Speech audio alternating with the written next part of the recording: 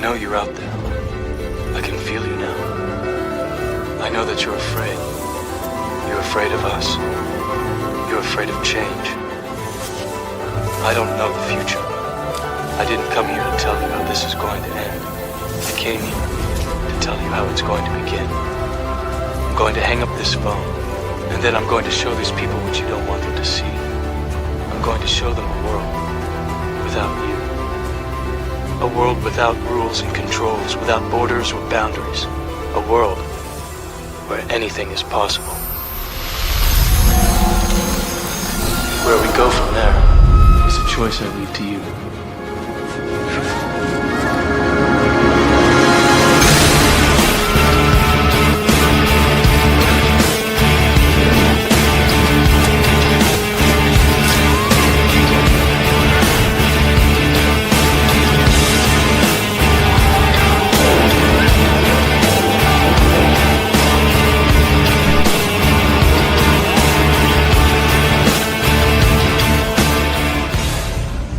We have an army of digital soldiers. What we are now, what we call, I call them, because this was an insurgency, folks. This was run like an insurgency. This was irregular warfare at its finest.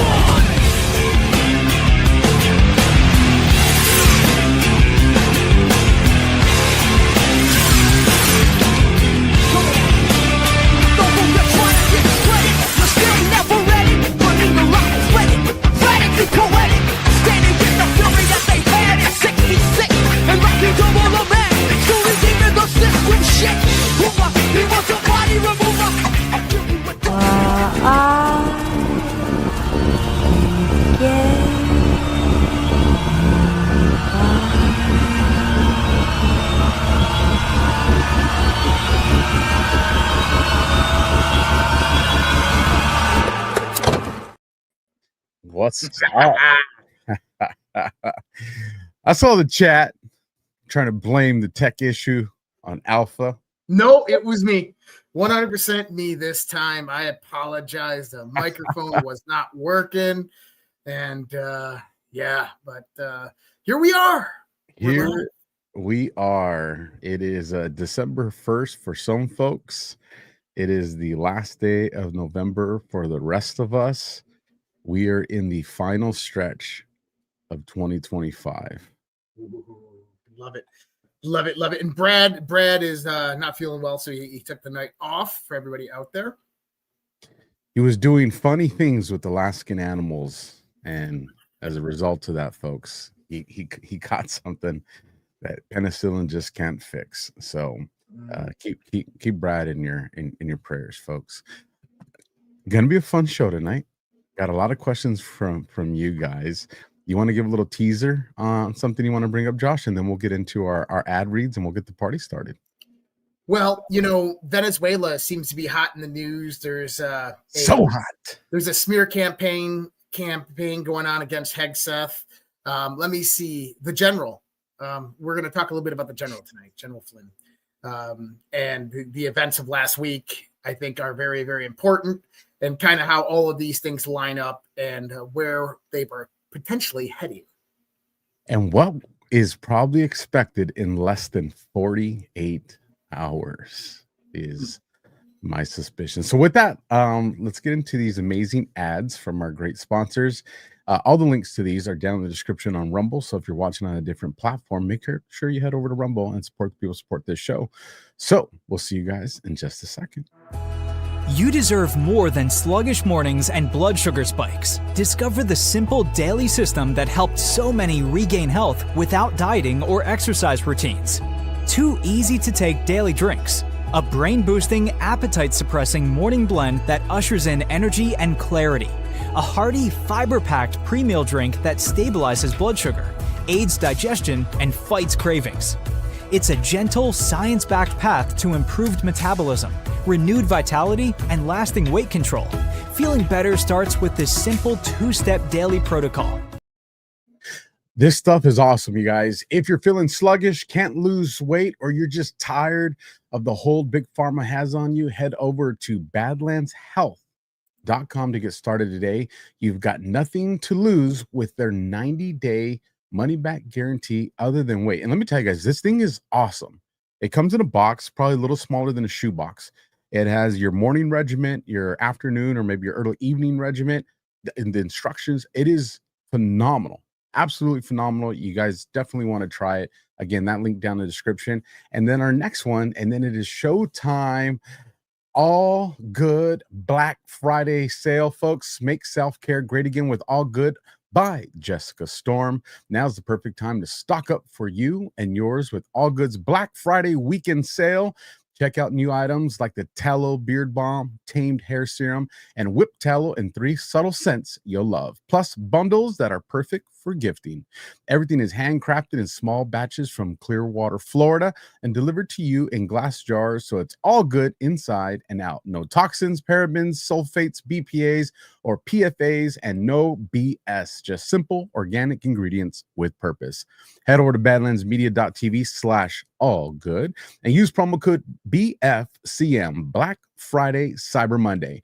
Or buy one, get one half off site-wide, All Good's biggest sale, and you're supporting Badlands Media. But hurry, the sale ends very soon, folks. That's badlandsmedia.tv/allgood BFCM. December's going to be wild, bro. It is. 5 days, and we come into what's called D5. And I don't know. I just got a feeling that December 5th is going to be a booming day. Just my thoughts. I don't know. Everything this year has been pretty crazy so far, and there hasn't been a day that has been skipped yet. And right now, the things that we're looking at, the economy. I want to just touch on the economy real quick. And the Japanese 10-year government bond yield surged to 1.84% today, this morning at the open of the markets, the highest since April 2008. So that should give you an indication of certain things. And at the same time, I think over 535 million was liquidated from Bitcoin. And I had my crypto class today, and I said, it's going down 75,000 point range, and everybody's like, no, and I'm like, yeah, but that's okay because you get to buy more. And understand that the markets are traded on hype. The markets have a massive liquidity crisis, and so everything that we're going to see over the course of the next month or so, the markets will rebound. Hold your positions, buy more. That's my best suggestion for you. But I think that we are about to enter into the FO period of fuck around. We are, man. And you were kind of describing the chessboard as we're prepping for this. I mean, are we going to see, Mark Kelly? Here's the thing.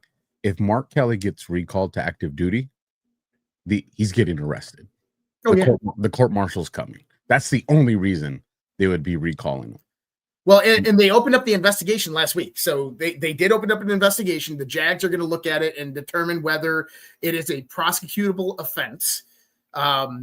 And being someone who was active duty military, yourself active duty military, former veterans, yes, it is. 100%. The threshold of what's in the military is not the same as the civilian. It's just not. And he knows that. It's in the Uniform Code of Military Justice. He understands it. And you got to wonder if they're playing into that hand. That's part of their plan in a certain point. Because firstly, the seditious six, there's only a few different scenarios of which they would do what they did. Number one is, why would the Trump administration want to investigate this? Well, they want to know who was behind it. We know who was behind it. General Flynn laid it all out for us and pointed directly to the finger of who is running this operation. He called out the name, bro. He put out the name. He did. John Brennan. He said John Brennan is running this color revolution. We'll listen to this clip here in a minute. But I want people to know that this was edited. It was paid for. It was produced. That you don't typically get congressmen and senators together like this. They were hand-selected because of their positions in intelligence and military. And there's going to be repercussions because they're going to follow the money to find out who paid for this. And what we're hearing is that it was a Soros NGO that paid for this, which is not good for Mark Kelly, because Mark Kelly receives retirement pay from the United States Navy. And that means that he is still their bitch, and he can be recalled back to active duty at any point in time, and that he still has to abide by the Uniform Code of Military Justice, specifically when he's talking or representing the military, of which, in that context, he was. You know, it is going to be hell to pay for him. It almost makes me wonder. I mean, well, one, for those wondering with the Soros and all that, the billboards that came out, there's a lot of stuff that indicates that there was a formal operation here to facilitate this agenda. So there's this isn't just, pundits. This isn't just, podcast opinion. Like, there's sufficient information that's factual that at our level, we're not part of these investigations, but at our level, it's easy to determine, yes, there was a formal operation here. There was a collaboration here, and they all conspired. The fact that there was 6 of them, the fact that this was an orchestrated script, there was editing to the videos. Like that you're good. Conspiracy is the easiest charge here out of all the charges. But I wonder if, and maybe Kelly doesn't understand this part. I wonder if he's the sacrificial lamb. I wonder if they knew this would result in arrests. I wonder if they knew he would be the easiest one of the bunch, given his veteran status. And they were trying to do this so this way they could say, look, Trump is arresting, a former officer, from the military. And this is all leading into what he wants to do in the Caribbean and South America and Venezuela. I wonder if they're willing to use this dude as a sacrificial lamb. Oh, they will. Just to push their agenda. They absolutely will. And this is why Mark Kelly has been doing the circuit on mainstream news and trying to humanize himself as much as possible to the American people, because when they do come and arrest him and put him into a court martial, he is going to play this innocent factor. It's going to be, look what they did for me for just telling you not to obey unlawful orders. And the other scenario on the unlawful orders of seditious 6 is, I look at this as a scapegoat scenario. So I don't think that this PSYOP was, or maybe it's kind of versatile, right?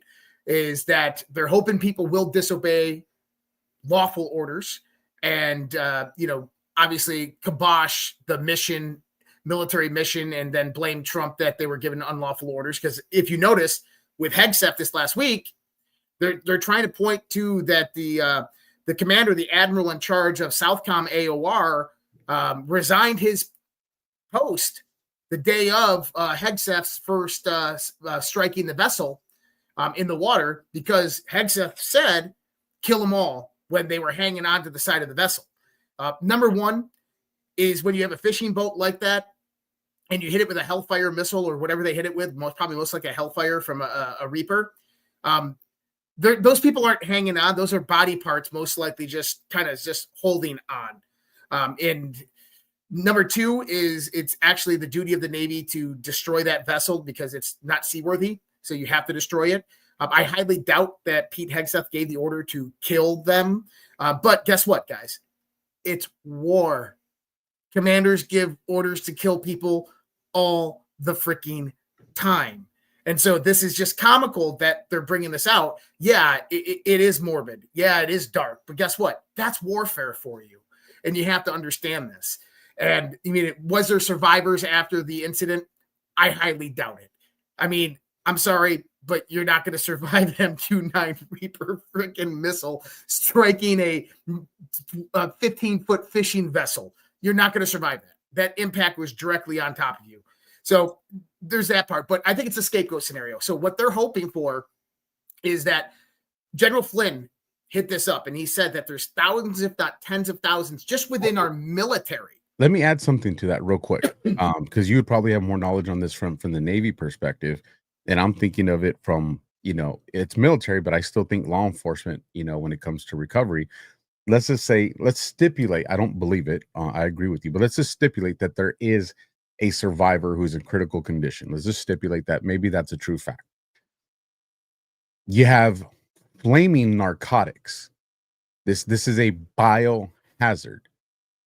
Is it even safe to send in a rescue team in a situation like that, because I feel like the you need full blown hazmat for something like that, and it does, to me, it doesn't even seem like you would have the conditions there to deploy a hazmat. So Yeah, I don't know necessarily the Navy's procedures on that, but I would say that you send in a crew after a certain amount of time. You have to wait until the initial fires are out and that the threat is clear. Now, does that mean that these guys survived it? Maybe. Is it possible? It's possible, but I highly doubt it. I mean, if they're saying someone was hanging onto the side of the boat, that person was not treading water. Half of their body was gone. I'm just telling you, like, they probably jumped over before the missile struck and they're dead. I promise you. But who knows? And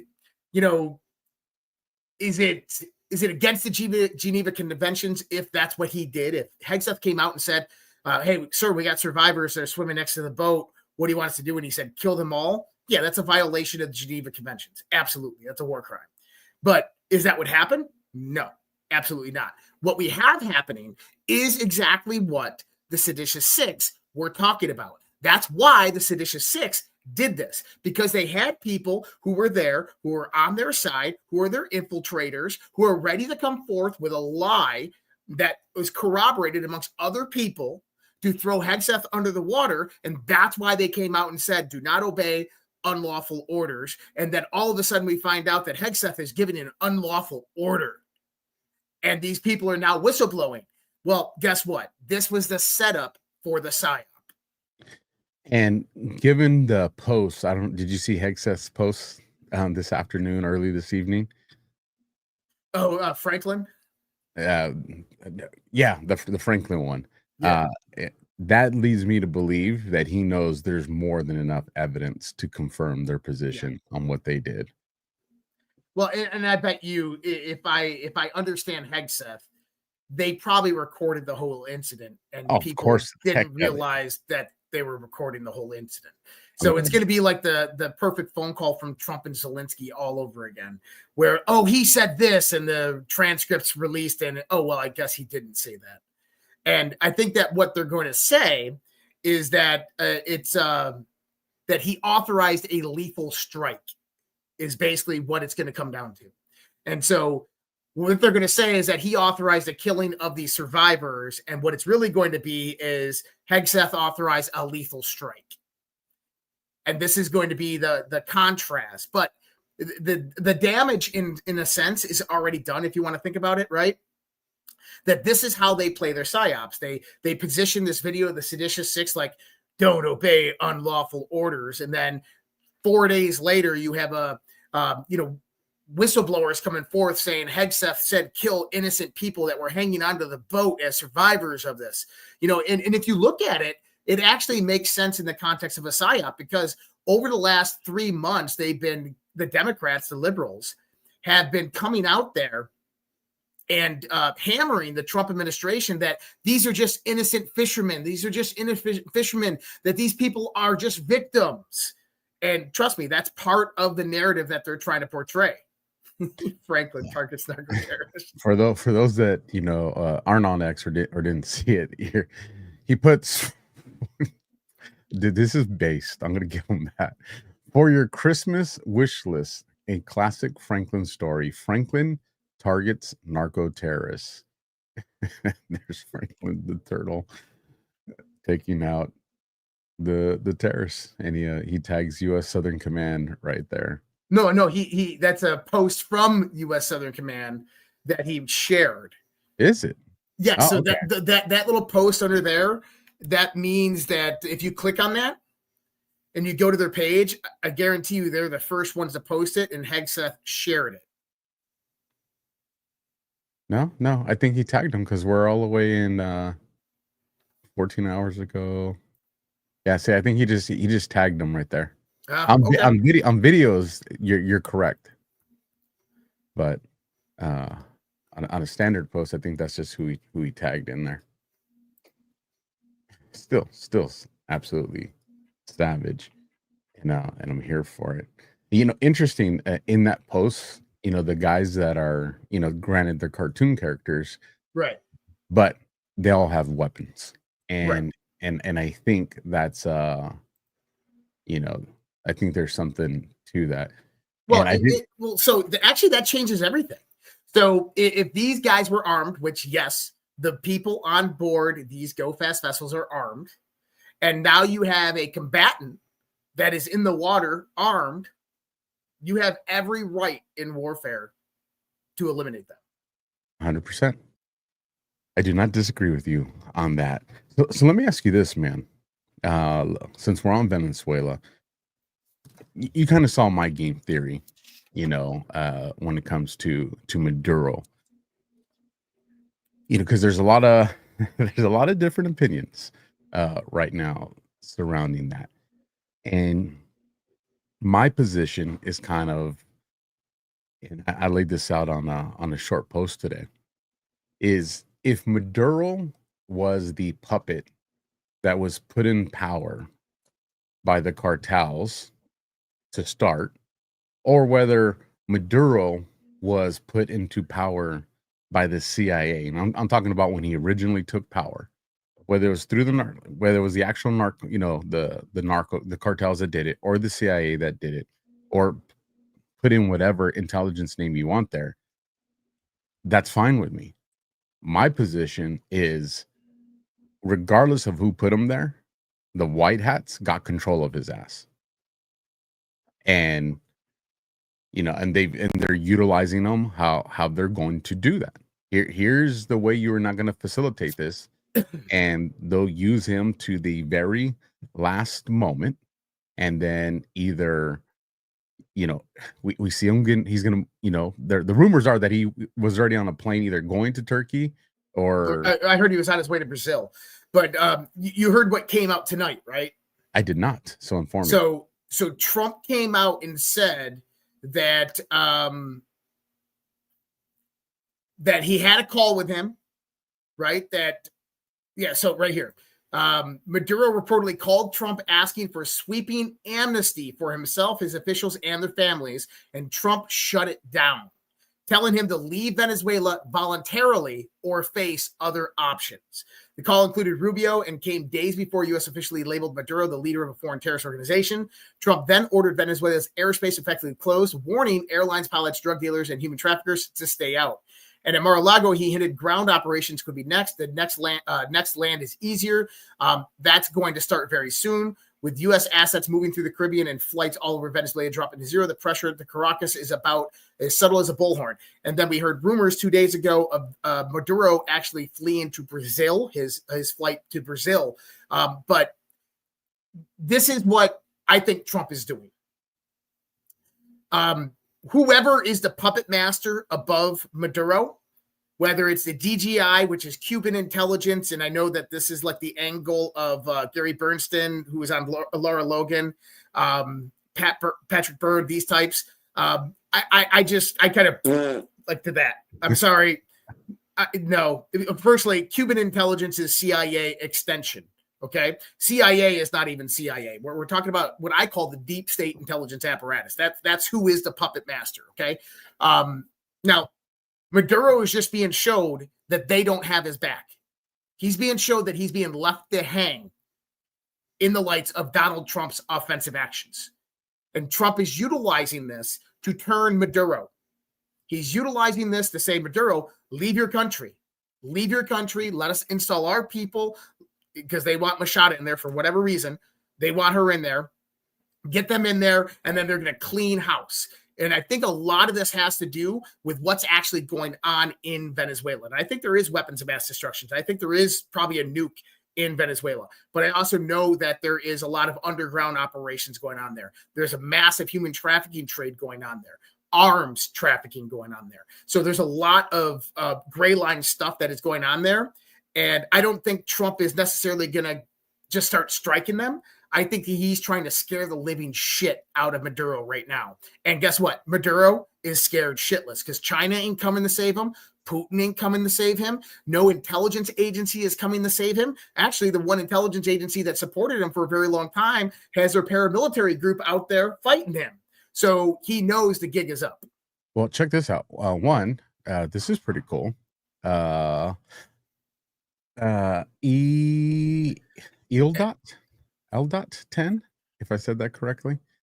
Let me know in the chat how to pronounce that the correct way. But he says, Alpha X22 read your post tonight, which is kind of cool. So just so you guys understand what I was talking about, let me read it real quick because it's not very long, so I could get everybody up to speed on this real quick, and then you can give me your thoughts on this. So I put the Maduro game theory. This is his scripted off ramp.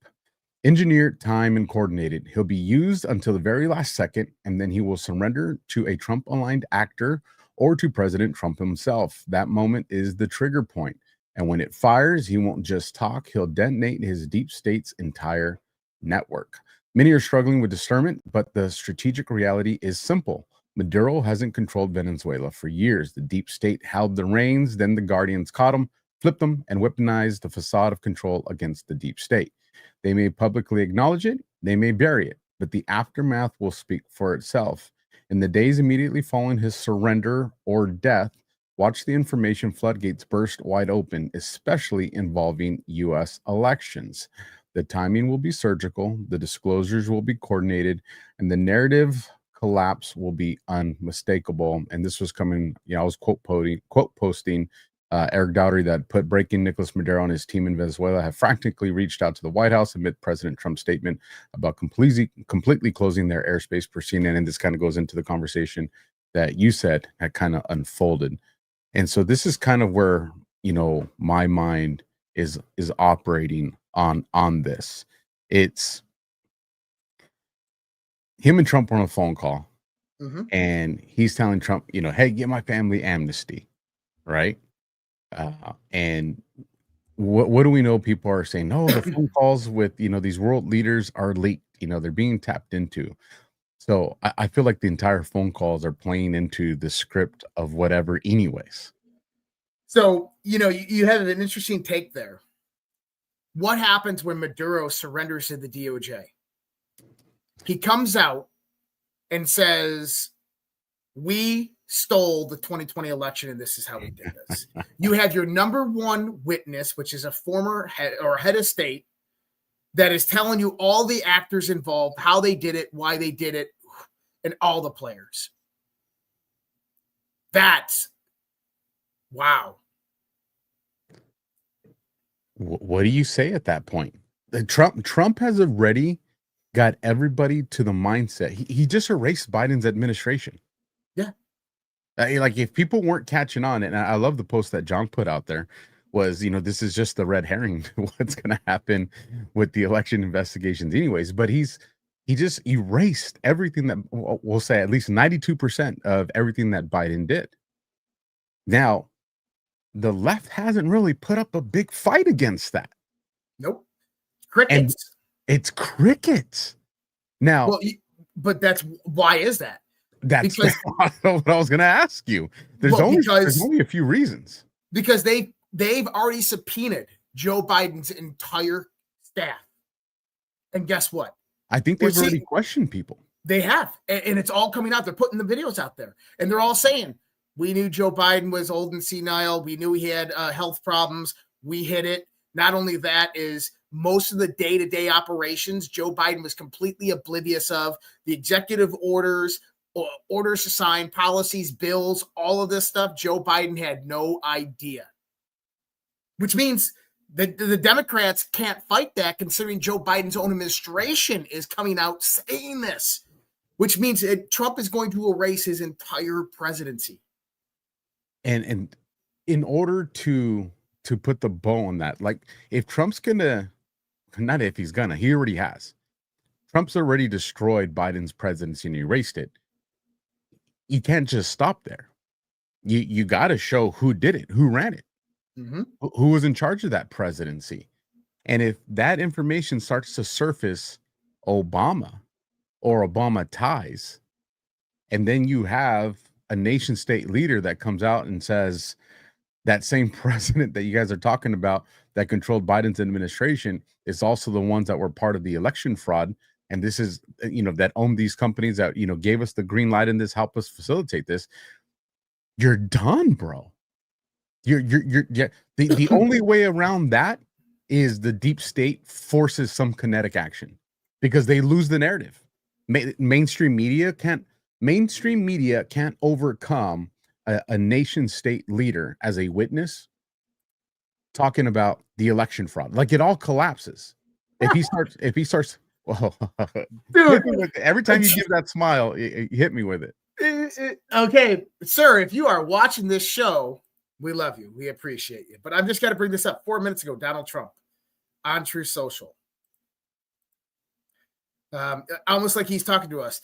There are laws that affect our nation. Read Title 18, Chapter 115, Section 2387. Whoever with the intent to interfere, impair, influence the loyalty, morale, or discipline of the military and naval forces to be fined or imprisoned up to 10 years. Commander Kirk Lippold, U.S. Navy retired. This is right on point. Do what has to be done. Talking about Mark Kelly. Dude, we were just talking about this. Remember I said I don't know what... Jeez, I got a smile ear to ear. We're gonna act we're gonna act like we've been here before. Maintain being professional. Oh yeah, no, this happens all the time. Thank you, sir. And now, but by the way, he spelled the word "there" wrong. Well, bring it up. Let's left an E off the end. Let's dissect this post. What's the East Coast? Hold on, give me 1 second so I can position myself here. So while you're doing that, I'm going to bring up the boards and see what the boards say about this. What's the East Coast time on there? The timestamp? It looks like it would be 12:36. All right, so I'm going to go. Well, I'll just do 12:36 and then I'll do 36. So here, let me share my screen with you guys so everybody can see what's going on. This is what's fun about doing live, folks. This is what is fun doing live. All right. You bring yours down and I'll bring this one up. So typically when they leave letters off, this is represents the kill bracket. So there's 2 posts actually found with this. Are they relevant? Yes and no. But so 12:36, what do we got? 12:36, April 22nd, 2018, anonymous Salon. Bachman defends her witch hunt. The Minnesota representative offers evidence of Islamic infiltration of the U.S. government in a 16-page letter. That's pretty fucking relevant to what's going on right now. Let's see. It's short. Let me just read it. Representative Michelle Bachmann defended her attempt to root out deep penetration by the Muslim Brotherhood into the U.S. government Friday, writing a 16-page letter explaining and expanding on her initial charges against Huma Abedin. Oh, shit. And others of being terrorist sympathizers. Bachmann's letter came in response to a challenge from a fellow Minnesota lawmaker, Rep. Keith Ellison, a Democrat who was the first Muslim elected to Congress. Ellison last week asked Bachmann for evidence to support a series of letters the Republican sent to 5 national security agencies demanding investigations into alleged Muslim Brotherhood infiltration in their ranks. Then it says here, this is one of the reasons why POTUS keeps bringing up witch hunt. Linked to 16-page letter by Bachmann regarding the infiltration of the Muslim Brotherhood into the U.S. government. So that's that one. And let me I think that we would have to go to 36. 36 seems to be the key here. Here, I'll bring it up so everybody can see it while you read it. Well, military intelligence, no media, no leaks. How many military intelligence generals have been in and out of the White House past 30 days? Focus on Flynn, background and potential role. What is the common denominator in terms of military backgrounds close to POTUS? Why did Soros transfer the bulk of his public funds to an MPO? Why is this relevant? Who owes a lot to very bad actors? How can she repay payment?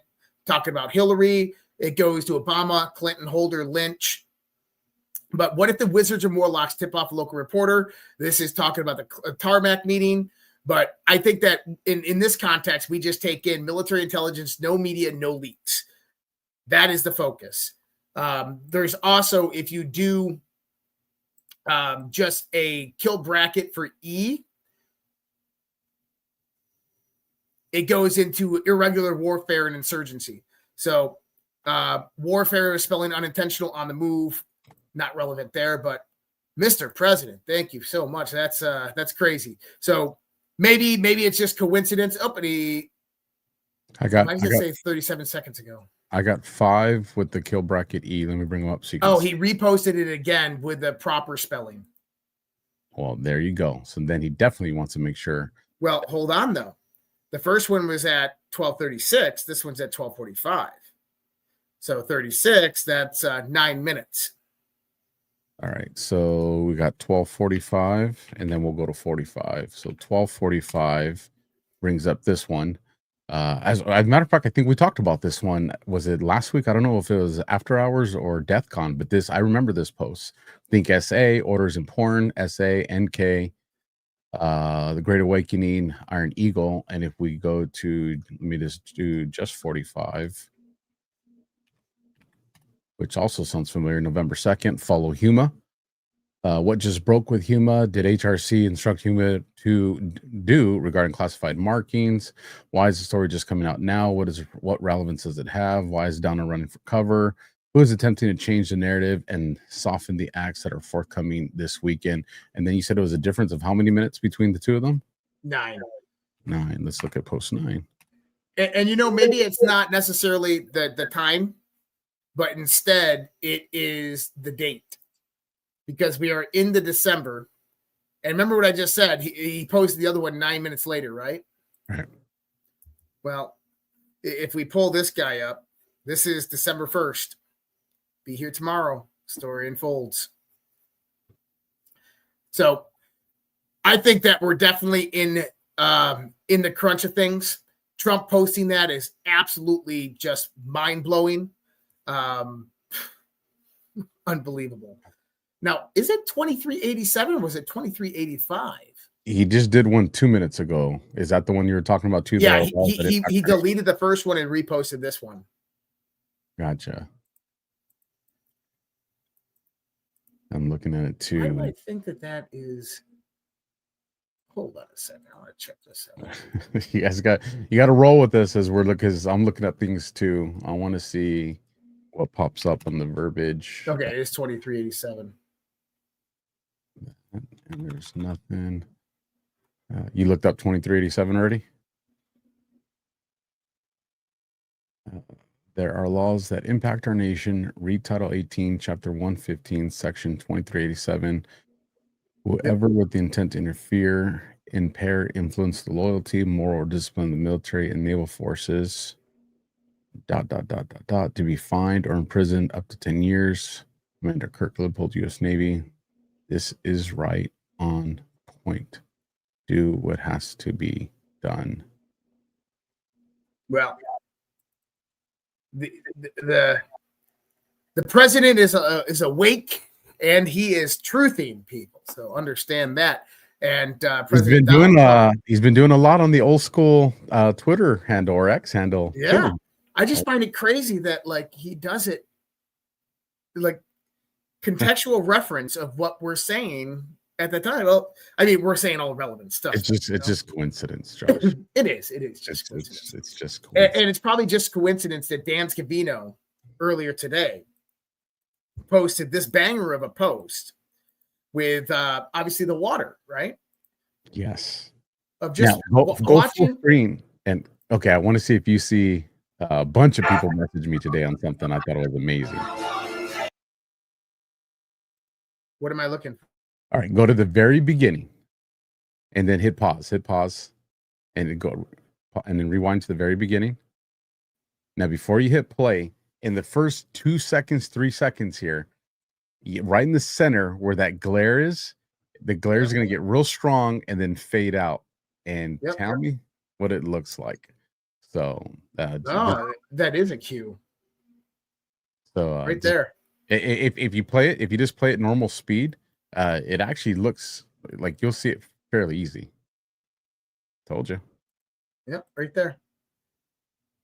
Boom. Yep, it does look like a cue. That's pretty cool. It does. Shout out to all of you guys that messaged me because I didn't catch that on the first go around, and I was just like, I go, why did this person send me a screenshot? And then I go, wait, hold on. I go, and Scavino posted this today, And I love it. Watch the water with the mid. And so, by the way, and what song is playing?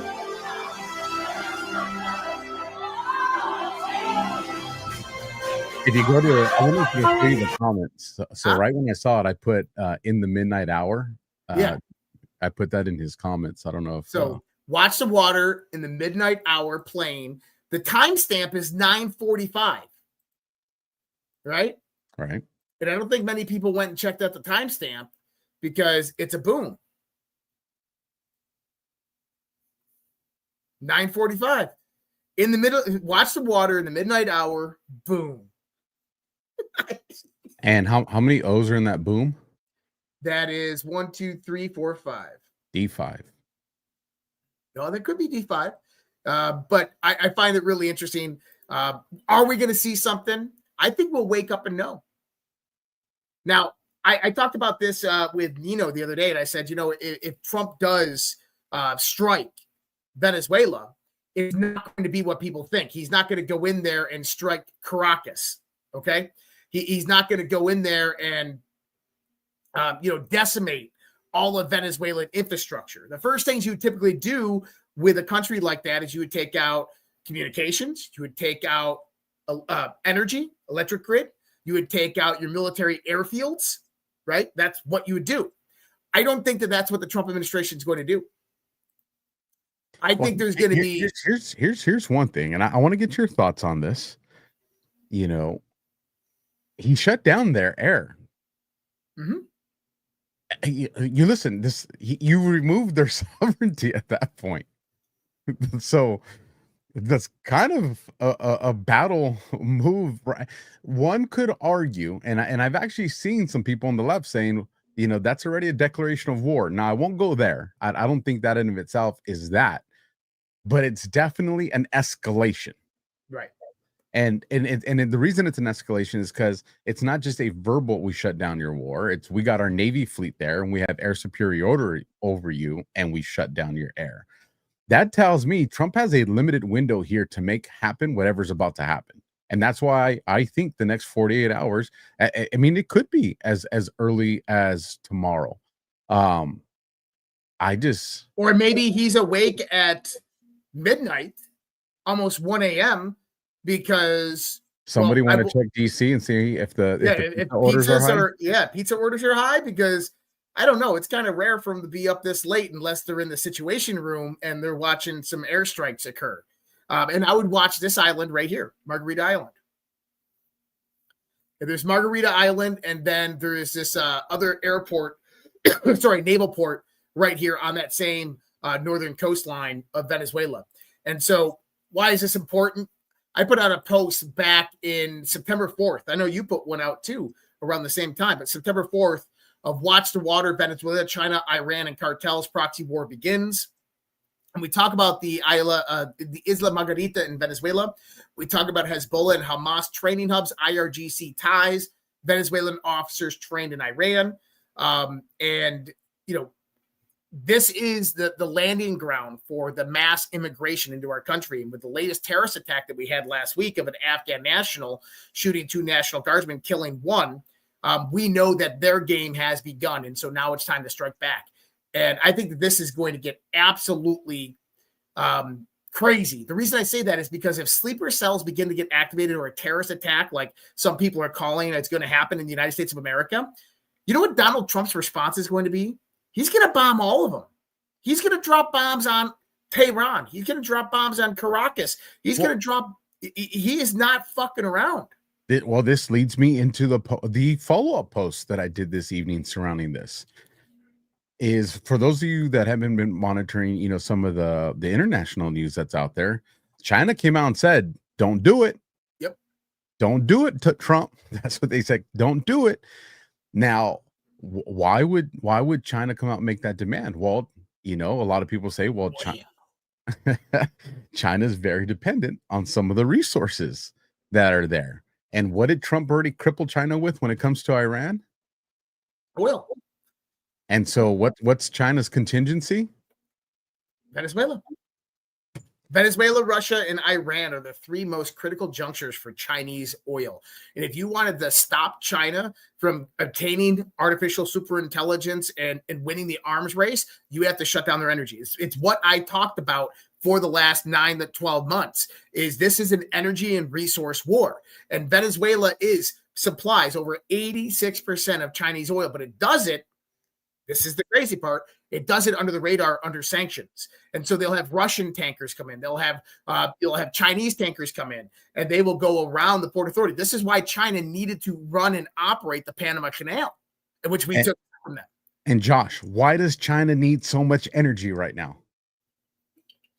And this show's not scripted. I put my hand on the Bible, folks. Josh doesn't know any of the stuff that I was going to ask tonight, nor that I know his. The only thing we talked about was, poor Brad sick because he did dirty things with an Alaskan wild animal. But I'm just playing Brad. It wasn't dirty things. It's just inappropriate. But what's a reason China needs a large amount of energy? Well, there's two primary reasons why China would need a large amount of energy. Number one is artificial intelligence and fueling the future. Number two is actually sustainment for their war effort. So China, even though there is trade negotiations, we have economic if China goes to war with us or we go to war with China, it's disaster for each side because we're economically tied into each other, right? So, but China still has to build up their military. They only have 100 days of military superiority if they went to war, and that shuts down their entire nation because they don't have a large strategic petroleum reserve like the U.S. does. So China needs oil. So my brain's just boom, boom, boom, boom. It's dropping thoughts, and I want to drop these thoughts on you, Josh. So we know that there's an artificial intelligence race with China. And obviously that's a big deal. We know that China, because of Hillary Clinton and things that you have taught us so well through special access programs, that a lot of those patents and a lot of that technology got leaked to China. China had a timeline of how they're going to deploy these special access programs and all this technology, because the line that we all love, or one of the lines that we all love, they never thought she would lose. So China thought they had this timeline of how long they're going to be able to facilitate this technology and these patents. Then she lost. But China had a contingency. The deep state had a contingency because we have election interference into our country, into world elections, through something that's coming out of Venezuela. So when Trump goes and he's going after, quote unquote, it looks like he's going after Venezuela, he's going after a country that China has been attacking us through proxy. Is that what I'm seeing here? Yeah. And also, one other point to note is, you remember when we looked at the Chinese sub potentially in the Caribbean, and I said that this is ancillary because what it does is it basically sets up an embargo on illicit Venezuelan oil. Is that the U.S. Navy being in that region, they're not only interdicting drugs, but they're also stopping any vessels that are potentially flagged internationally. And so the U.S. Navy out in that area is almost like an embargo against Venezuela and Chinese oil, or Venezuelan oil in China. So you have to look at it in that context as well. But I mean, what Trump is doing is, I know Flynn said that there's no 5D chess. I know Marjorie Taylor Greene said there's no 4D chess. Guys, this is 4D chess. I don't care which way you want to look at it. This is 4D chess. He is basically securing the future at the same time eliminating the globalists and the deep state. How is he doing that? He's using unrestricted warfare, as General Michael Flynn has said before. Unrestricted warfare. He's using the economy. He's using the Navy to produce this kind of quasi embargo around Venezuela so that illicit shipping containers, oil shipping ships can't get through back to China. China's hurting because of this. They are forced to buy directly from the open markets. And I explained this before, is that if China's forced to buy from the open markets, that primarily means OPEC. That means that they have to buy from Saudi Arabia, which isn't a problem for China because they have deals through the BRICS nations. But Saudi Arabia just became a defense ally with the United States of America. And so in a time of war, the United States of America can flex its muscles and say, Saudi Arabia, shut off oil flow to China. And it's done. They have to abide. So China cannot go with that option as their primary. So this is very critical to them. Now, I do want to say is that if the man is listening, give us a DEF CON. Throw a DEF CON out there. That would be awesome. I'd love to see a DEF CON. That is pretty. That is pretty specific. So if we saw a DEF CON, I'd just be like, yes. You can't mistake that one if that one worked its way. I'm looking for a video clip of something that I want to share with you guys if I can find it. I think this is it right here. Let me do a quick look real quick. We use deception. We use. Yep. Okay. Here we go. I'm going to upload this. It's only about 12, 13 seconds. I'm going to be showing it on my show tomorrow, but what the heck? Why not? This is regarding a statement from Flynn. Now, people have tried to use this statement against them. That ain't going to happen here. I actually find this statement very important. So let me hit play. We use deception. We use, outright lies. We use misinformation. We use disinformation, meaning the intentional use of information to sway your audience. And so, folks, if the general's telling you, and listen, he's not telling you anything that's not in this freaking book. That's right. Already. He even pulled the book out when we were interviewing him. I was so in the zone. There's a lot of people in the movement that I like and respect. There's some that are just phenomenal. He's definitely one of them. Yep. But and I can play this clip if you want to. Well, let me fire this thought off real quick, and then you can do it. Tune in to DEF CON on Tuesday night. My best friend called me. This was yesterday, and he kind of gave me a question surrounding everything that's going on. And he's not a normie, but it was a normie question to kind of represent what a lot of like the people that he knows and talks to that are normies are there. And it was kind of like, well, yeah, but this is how these people see these things. And so, I broke down how I see it. Not saying I'm right, but I broke down how I see this. But I need to make sure that I deliver that message in a way that I put a little bit more thought into it, because I don't want to get people the wrong idea or have it taken out of context. So I promise on Tuesday night, we're gonna call it the Toby Breakdown, because that's my best friend's name. He's the one that did it, and he'll watch the replay. He goes to bed early, but Tuesday night I'm gonna do the Toby Breakdown, and I honestly think, especially given his reaction, I honestly think a lot of people are gonna come away with, well, holy shit. Now there's gonna be parts of it you guys aren't gonna like, but it's the truth as far as I see it. So Tuesday night DEF CON, tune in for that. That's going to give me time to be very responsible about how I deliver this message. It'll give me a chance to have this conversation with Josh. I'm not just dropping it on his lap or my lap and just pulling it by the ears. I'm pretty sure I already know what you're going to say, and I'm pretty sure we both agree. Because there's things that I say on my own show that I know people don't like to hear, but it's the truth. Yeah. And one thing that we all have to understand, and I don't know if this is what Alpha's hinting towards or not, is that there are factions that control this world. Okay. These factions work together. Some of them collaborate and some of them collude. Some of them conspire, let alone they're still factions. And there is going to be a new world order, whether you like it or not. You either have the Western New World Order that is led by the EU, which is the commie-fascist, totalitarian-controlled, oligarchical, operated, technocratic state New World Order that we've all been warned about, or you're going to have a multipolar world, a national sovereignty-driven world. But in the midst of all of that, those people in power and control are still going to line their pockets with all the money and all the deals and all of the good stuff that they can do on the way, because that's just the way it operates. You're gonna love this conversation on Tuesday night, folks. Real quick, and I know one curious tadpole wasn't throwing shade here. They're being humorous. Now I'm hearing you can't handle the truth, LOL. But there are some people that probably think I'm by no means saying you guys can't handle the truth. What I'm saying is, we have a large audience for this show, and I have to be responsible with what I say. And all I'm saying is I want to make sure I put a little more thought into this. I want to share it with my co-hosts, and just make sure that the message is delivered the way I intend it to be. Yeah, why I'm not. does I'm not. And Josh is the same way. If Brad was here tonight, I know Brad's the same way. I'm not one that's going to put information out there for clickbait and hype. I ain't going to do that. You know, if I'm putting it out there, it's because I'm putting my face and my name to it.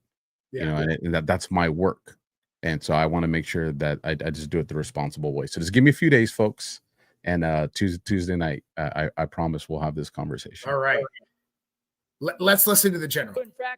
In fact, when they go to appeal, but see, this is not because Bondi screwed up, which she probably did, but this is because we are facing a revolution. We are facing an internal subversion of the United States of America, and it's being done by people in the Department of Justice still. It's being done by people in the United States intelligence community. It's being done by people in the Department of Defense. I mean, how many members of the military, after Charlie Kirk was killed, were they were raging about it. They were, raving about it, right? Online, in uniform, all this craziness. And there's also some stuff that I sent to people, very senior people in the military. This morning, I sent a couple of posts that I saw online where, a young person in uniform is actually talking about subversion. And I'm like, this shit has got to end. And that's exactly how I said it to the person that I sent it to. And that's a pretty senior person inside of our Department of Defense. So everything that I just laid out in the last, 5-minute diatribe or whatever time frame, all of that are facts. Those are facts. Those are things that have happened. So now what are we going to do about it? What is it that is going on? And what is going on is we are continuing down this path where we are in the midst of what we call a color revolution, because that's what it is. And I've written papers about this and posted them online. People can go file, I've written one of the things, I wrote a damn book about it, the 5th generation warfare. I'm in the process of putting together a counter. So I'm writing another manual, and actually Boone Cutler was helping me do it. And so I've taken it and I'm going to publish it. I hope we can publish it sooner than later. It's a counter to the Chinese manual on unrestricted warfare. So it's essentially countering unrestricted warfare. And it's a way and a method and a doctrine, as you guys know, if you served in the military, doctrine, tactics, techniques, and procedures. That's essentially what it is, to try to counter this. So starting from the very top, and the very top for us would be President Donald J. Trump. So what do I recommend? So what, right? Everything that I've spewed here. So what's the answer? Well, I think part of the answer is in this period of Thanksgiving that we are going into, today and going into tomorrow, the only country on the planet that celebrates it, because of, Thanksgiving is not about, giving thanks because you're about to stuff yourself. It's about giving thanks to those who sacrificed to even create this. In fact, it was George Washington who created Thanksgiving, because he addressed his men at the time. That's where we get Thanksgiving. People need to understand that part of who we are, because it has to do with sacrifice. So as we go into this period of Thanksgiving, President Trump needs to do an address to the nation. And I believe this. I mean, I don't want to see another, press conference from the Resolute desk or from, a cabinet meeting where people are throwing questions at him and screaming from the media, the screaming memes on the media. That's fine. And we get our. Okay. So number one, we're in the midst of a color revolution. Number two, it's unrestricted warfare. And number three, we need Trump to come out there and ease the tension within MAGA. And this needs to be a national address coming out to the nation and saying, hey, this is what's going on. This is what we're dealing with. Understand that things are under control, and we're doing everything in our power to ensure that things are going to work out for the best, right? So this is what Flynn's saying, and I agree with him. The one part that I wanted the people to see about that is, number one, is we're in the midst of a color revolution. Why? Their system is being collapsed. Their system is coming down. It's being dismantled as we speak. Everything that Donald Trump has done since he came into office, with the tariffs, with renegotiating the world through various different trade deals, with Iran, the Middle East, Gaza, Ukraine, Russia, with Venezuela, China, everything that he has done has specifically been about cornering the enemy so they could not make moves against his offense, right? This is a master chess move, moving your pawns in the positions to where your enemies cannot move their positions forward against your progression. So we're in unrestricted warfare. What does that mean? It means that anything is open game. Everything is warfare. And when we start to look at everything as warfare, the one idea that we have to take in part is information. Information is the largest domain of warfare that we deal with on a daily basis. And if you just go onto your X account, what you're going to see is PSYOP after PSYOP after PSYOP after PSYOP. Right? The Seditious Six, Pete Hegseth, given that order. That was planned. That was a planned narrative that they're trying to spin to try to remove factions of Trump's administration. It's not going to work at the end of the day. This is why Hegseth and everybody is trolling them. This is why Mark Kelly is being investigated. What we are about to see, though, I believe, is we're about to see kinetic action being taken against some of these factions. I think that we're going to do something in Venezuela, but I think that Maduro is going to be either captured. I don't think he's going to be eliminated. I don't think he's going to be killed. I don't think that that's the purpose that the Trump administration wants. I think what the Trump administration wants is Nicolas Maduro to come out there and surrender himself. And they want him to testify against all of this, all the actors involved, to bring it full out, because that vindicates Trump for 2020 and everything else that came before. So I think that that's the scenario we want to happen. But I do believe that you have to eliminate all of the illicit factions that exist, the cartels, the gangs that exist throughout Venezuela, Central America, and Mexico. And I think that you have to take the U.S. Navy out there and you have to do bombing campaigns and eliminate that shit. You have to send in tier 1 operators to go out there, which we already know are out there in operations. CIA's paramilitary organizations already out there. Now, China coming out and giving that warning, China, for them, it's about energy. It's about resources. You notice Russia has been very, very quiet, and they're one of the largest allies of Venezuela. Russia is fucked around, found out, and they're not going to play that game anymore.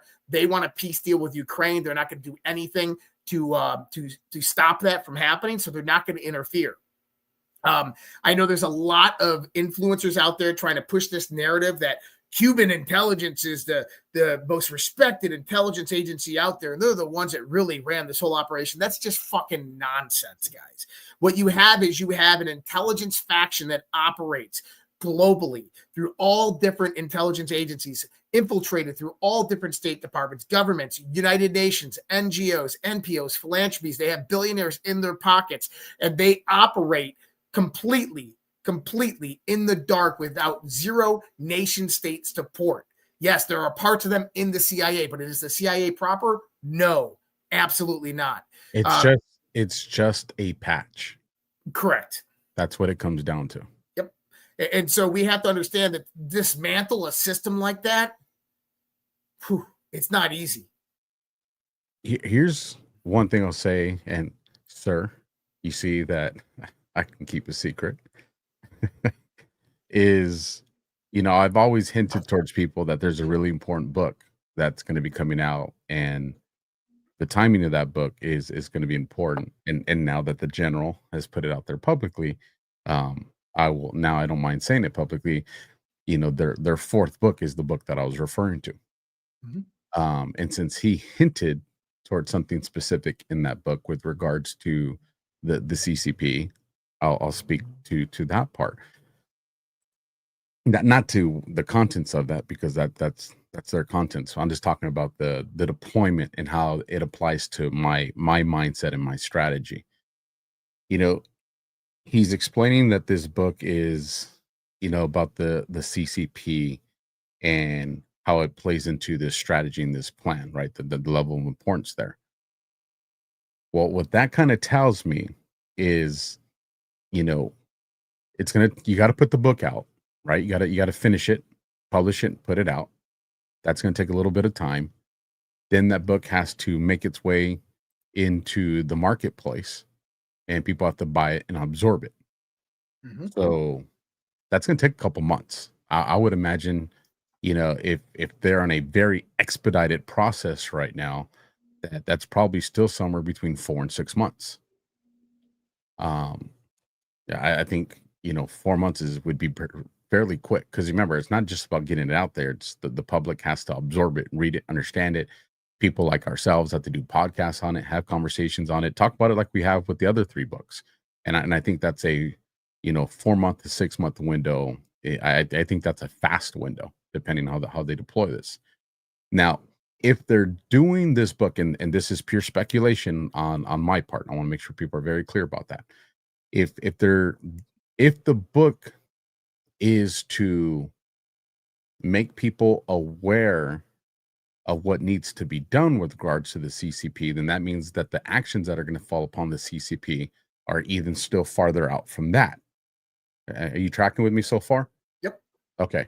So that means that we're probably looking at the fastest we see, whatever type of moves are done with China, whether it's kinetic or psychological or a combination of all that puts us probably into a date that a lot of people want to be celebrating around, 4th of July, But when I'm looking at this through the mindset of how these things are going to unfold, the timing of how things Trump has done, granted things have accelerated at every additional move, it's still going to take time, especially with dealing with that. That tells me that at its quickest, we're probably somewhere around summertime when it comes to maybe a move on China, if this book is meant to preemptively inform us. Now, here's the other road. If this book is meant to make us understand what has already happened or is happening, then these things can unfold a lot faster. These are things that we can see unfold in the next few weeks, the next few days, few weeks, like very, very rapidly. And this book coming out is so we, understand as the viewers and the readers of, oh, this is what they're doing. This is what we're seeing going on right now. These things that are happening, whether it be to China or proxies of China, this is why. So I'm really looking at this book as not something that's just important for us to absorb, but I'm really looking at this book as a marker for timing for me. Hopefully I made that make sense. Well, yeah. I mean, if you look at 5GW, that was put out specifically at the right time when that level of warfare was about to occur.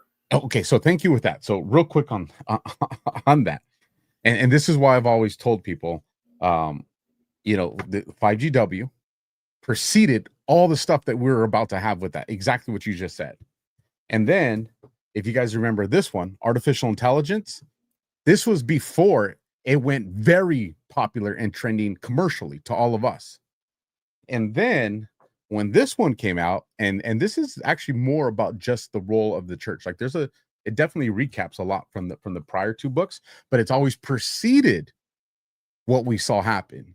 And so, to the point you're making, why would they change that strategy with the 4th book coming out?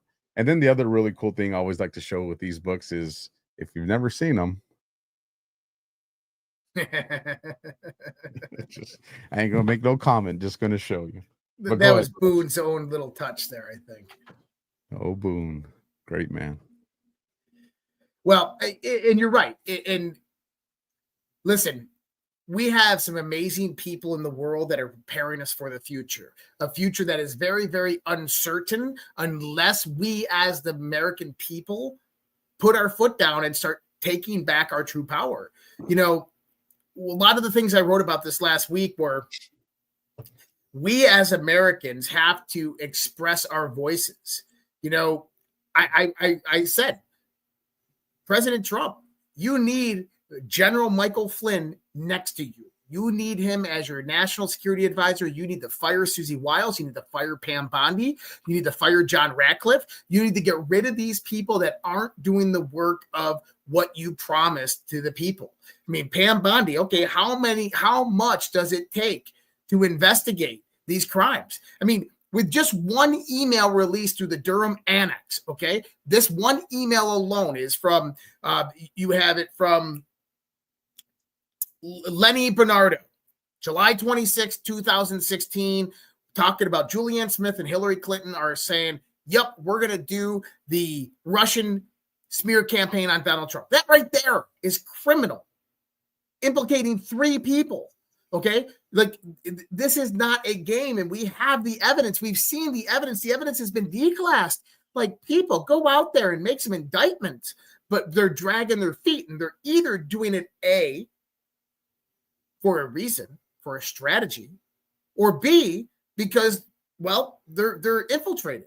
They're meant to delay it because they want to wait to the midterms, because they're hoping that Trump loses, congressional support in the midterms, and that he can get impeached, and then they don't have to go through with it. You guys are either gonna love me on Tuesday night, or it's gonna be my Jerry Maguire moment. Who's coming with me? Who's coming with me? Here's what I'll say is, it's irregular warfare. Like that's what's happening right now. Irregular warfare. There's a battle for the cognitive mindset of each one of us. Mm-hmm. Like there's the digital battlefield, which is the social media platforms. There's the kinetic, battlefields, which is what we see playing out in the Caribbean, what we saw playing out in the Middle East, what we see going on with Venezuela. And then there's the battlefield that's in your mind, which is arguably probably the most critical, right? And all these things are all playing at the same time. And I don't know if you do this, Josh. I would imagine you probably do. I understand that my audience are all at different stages of not just being awake, because there's a lot that I would say I deem them awake. But even within this being awake, there's a lot of different stages that people are at within that. And a lot of it has to do with, we're talking propaganda since birth, but we're also talking about, which I think is even more dangerous, is propaganda that's been inputted after being awake. It's when Neo takes the red pill and he sees the Matrix, but then he starts to realize even within the Matrix, there's these other elements, there's these other rules, what's true and what's not true. The subway, when he goes, I think it was the subway or the train station, and he's just like, we're eternally down here. Like, there's all these different rules. And I feel we all focus on, the Q posts, Trump's posts on, what do they mean? How do we interpret them to kind of get a gauge of what's coming? Because that's important. We all want to know what's coming. That's what leads to anxiety, the fear of the unknown, right? But I think what's also very critically important is, important or bad, is I think a lot of times we get so far ahead of ourselves that we think, well, if this is the strategy that Q's doing, if this is a strategy that Trump's doing, then that means that this person really isn't bad. And so then I shouldn't respond this way. And what happens is you start getting so far ahead of what you think they're trying to do that now your own reaction is loss. And so what I try to remind myself and my audience is, and this is going to go into that conversation we're going to have on Tuesday, because you hinted at it right now, is, are they doing it for a reaction? And I think that's important. When Trump would come out and say, I'm the father of this vaccine, we lost our shit, right? People were pissed. They're like, what? Hell no. He did it at the rallies, and what did people do? And these people love and adore Trump. Boo, right? Because we saw what it was doing, and that was the natural reaction. That was an honest reaction. And when finally enough people gave an honest reaction at one of the rallies, what happened? He stopped bringing it up. Yep. Now, you're spot on. This is what I've been talking about. I talked about this all last week. So when Josh speaks, people are like, slow down. When Alpha speaks, people are like, give this guy some Adderall, speed him up, right? And this is why I think we complement each other so well. And I think that we have to remember sometimes we just have to do an honest reaction. And this is hard to navigate sometimes. It's, if people are going too far, well, then that can go against us.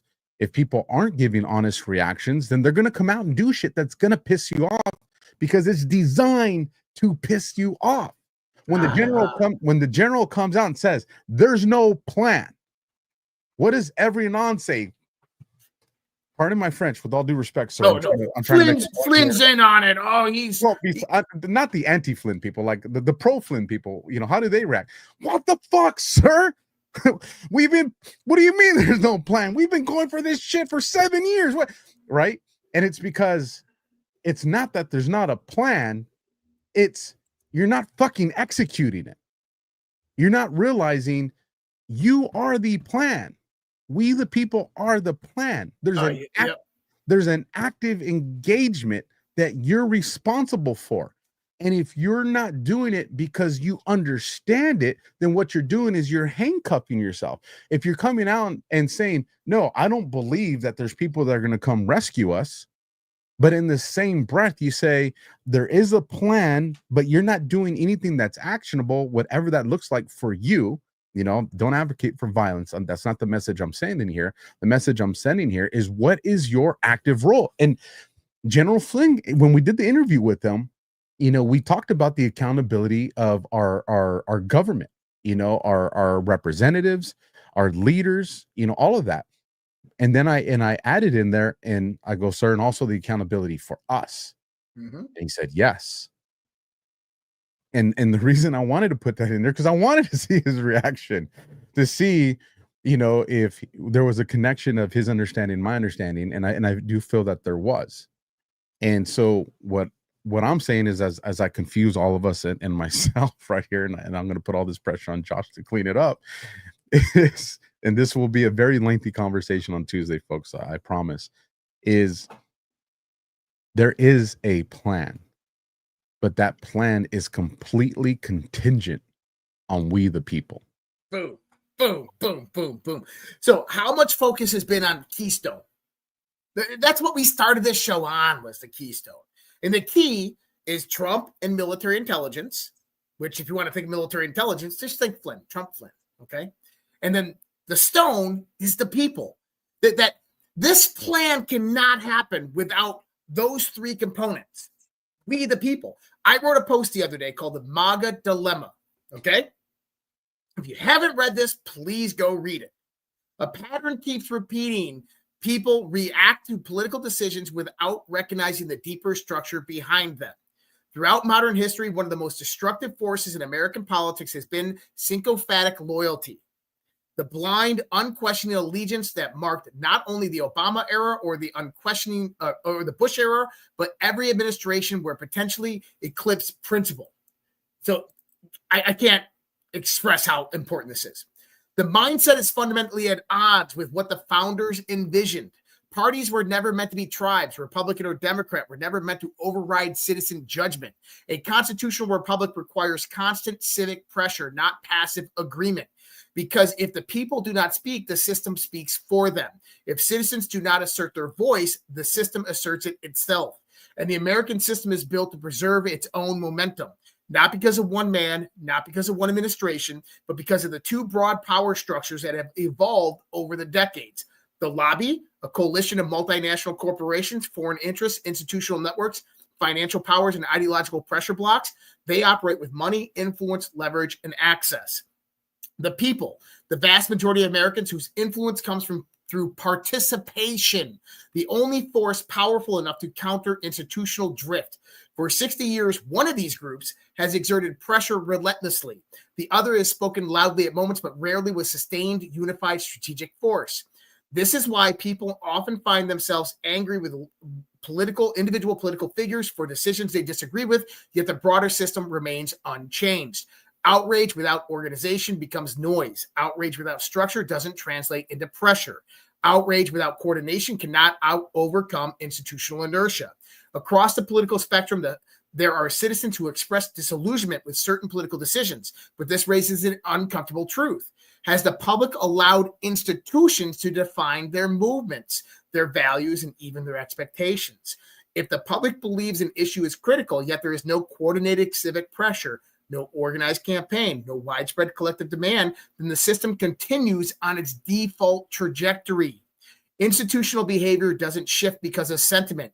It shifts because of force, civic, economic, informational, or political. When a government official remains in power despite broad dissatisfaction, one explanation is structural. Institutions respond to organized influence, not scattered frustration. When certain advisors or bureaucratic actors wield more authority than expected, it reflects the gaps between institutional power and civic pressure. In every administration, there are staffers, advisors, and operatives who shape processes behind the scenes. Susie Wiles. Their influence grows when public oversight shrinks. Their decisions carry weight when civic pressure is absent. This phenomenon is not tied to one party, it's structural. The recurring problem is not that America disagree with political decisions. It's that Americans often express discontent without the sustained organization that creates civic leverage. This is one area where many analysts note a clear asymmetry. The Democrats have mastered social organization, collective messaging, unified demands, coordinated action, narrative pressure. The Republicans remain fragmented, passionate, but decentralized, loud, but not structurally aligned. In a republic, the system does not move because people complain. The system moves because people organize. This leads any large civic movement, left, right, or otherwise, learns to unify its voice, articulate clear expectations, and sustain pressure. The entire architecture of American power responds. It always has. People rediscover their authority the moment they recognize that silence is not neutrality, it is surrender. And what Alpha is saying here is there's a plan, but that plan only happens when you fucking demand it. So if you want Pam Bondi out of there, it's got to be calling your congressman, calling your senators. It's got to be millions of posts on X. Pam Bondi's got to be fired. Susie Wiles has got to be fired, because that's the only way that the system knows this. Alpha and I talked about this last week. I said Susie Wiles is only going to get fired when enough people come forward and say, fire Susie Wiles. Reason being is because Trump needs a reason. He wants to hear it from the people. Hey, Trump, we noticed that Susie Wiles is acquiescing to Israel and doing things for the lobby, and she's getting RFK Jr. all these meetings with all these pharmaceutical companies. We don't like this. This is not what we voted for. We want her gone. Well, how many voices are saying that? 20, 30 posts on X? No. We need millions. We need it trending. Because here's the thing. You're saying, well, that's so hard to do. No, it's not. When Budweiser pissed you off by putting Dylan Mundave, or whatever the fuck his name, what the hell, what was his name? Mulvaney. Dylan Mulvaney, the guy who thinks he's a woman on a fucking beer ad. Guess what? You canceled Budweiser, and you sustained that canceling for months. And it was millions upon millions of conservatives and Christians that canceled them. Guess what? Dick's Sporting Good, you canceled them. How about this one? Cracker Barrel. Donald Trump issued an order to Cracker Barrel on True Social saying, I demand that you go out there and you put your shit back the way it was, because this isn't good. That means he's telling you, I hear you. We need to take that same type of enthusiasm, the same type of participation, civic pressure, and put it on Donald Trump. Yes, you have to put it on Donald Trump because he is operating within the confines of a system. That system will, by default, go to the lobby and do what the lobby wants and do what all of the people that are floating him money tell him to do, until you, the people, speak up, stand up, and produce that civic pressure where he goes, my hands are tied. I got to do this. I got to fire John Ratcliffe. I got to fire Susie Wiles, because the people are demanding it. That's where we're at, people. And that's why Q was so important, because Q understands that in that moment when each one of our individual light bulb goes on and says, this is all fucking fake, that the following thought is going to be based off of what you've been exposed to, whether it's truth, propaganda, or whatever. Your reaction is still going to be based off of your life experiences and knowledge. So even, and this is, it's hard to explain, but I'll do my best. Even though you're awake, your reaction to being awake is still based off a life of experience, based off propaganda. So how much of your reaction is still an original thought or a first principle? How much of it is? And this is why I think one of the missions of the boards and even what we see today is this, what I said earlier. There's the kinetic battlefield, there's the digital battlefield, and there's the battlefield for your cognitive mindset. Because everybody wants to control that reaction to when you're awakened. Why? Because there's people that awake from the matrix only to become in a new realm that's just a new rebranded matrix. You're spot on. I mean, how many people wake up to like, oh my God, I'm so awake now. Go out there and look at X. Look all over anywhere on social media. I'm so awake now. Go to TikTok. I'm so awake now. And they're not. They're living within a construct, and they just realize that there's a cooler construct that more aligns with their dynamic values that are changing. And there was a very funny video I showed. Gosh, I wish I could find it. It was based on, or it might have been a real movie scene, but I think it's Liam Wilson, if I remember correctly. But he goes and he interviews this guy, right? It's like a movie scene, and the guy confesses, and then he goes, "All right, we got him. Drop it." And then the walls fall down, and the guy's looking like, "Oh, you set me up. This was fake." And so the people that were watching, the operators that are watching that now tell him, they're like, how'd you get him to do that confession? And he's just like, oh, I just kind of twisted the truth. I lied to him a little bit. And so then that detective says, all right, drop the set. We got him. And then all of a sudden that set drops, and he's just like, oh, you got me. He's just like, how the heck did you trick me?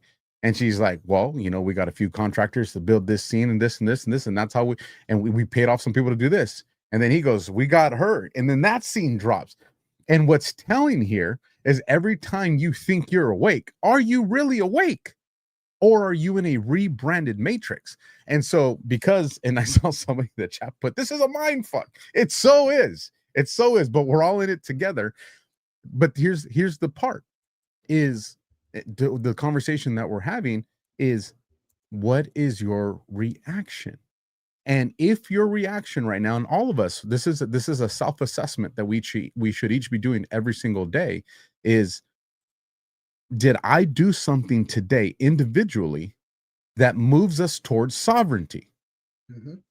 And if the answer to that is no, well, then be honest with yourself. Are you really awake, or are you waiting for someone to come save you? Because if you're not making moves for our own sovereignty, then that means you're waiting for someone else to do it, which is how we got into this debacle to begin with. And so we all have to do our assessments. I think it's one of the questions we're going to have, later on, that I saw that somebody put in there about, do you guys think what you're doing as podcasters is more important as somebody that's going out there and making moves to run for government? And we'll save that conversation for when we get into the audience participation part. But what it is there's all kinds of needs from people. You need people on social media, you need people on podcasts, you need people to run for local office, but it's everybody needs to be doing something. And I think, and this is probably going to make some people mad, but it's okay. That we're always just being honest with you. The deep state infiltrated Q, folks. That just understand that. Mm-hmm. There are a lot of people out there that are doing Q interpretations and doing it because, forget the grift. If all they're doing is trying to make money off of them, then you know what? They got to answer to that, and their maker. But that's the least of my concerns. My concerns are the people that are doing it for the intentions of controlling the audience, to make the audience be static, to make the audience, and I know I'm going to piss some people off here, so I speak for myself, not for Josh, although I think Josh may agree with me. People telling you that everybody's arrested and in jail, and this is all just a movie. That ain't the fucking case, folks. No.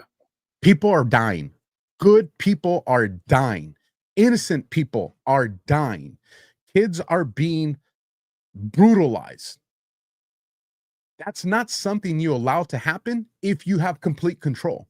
Because if you're allowing that to happen with complete control, then you have the onus and responsibility of those atrocities. And because people don't want to deal with the reality of shit, that's why so many people are like, well, it is. And I'm telling you, folks, a lot of these people are not doing it because they're bad.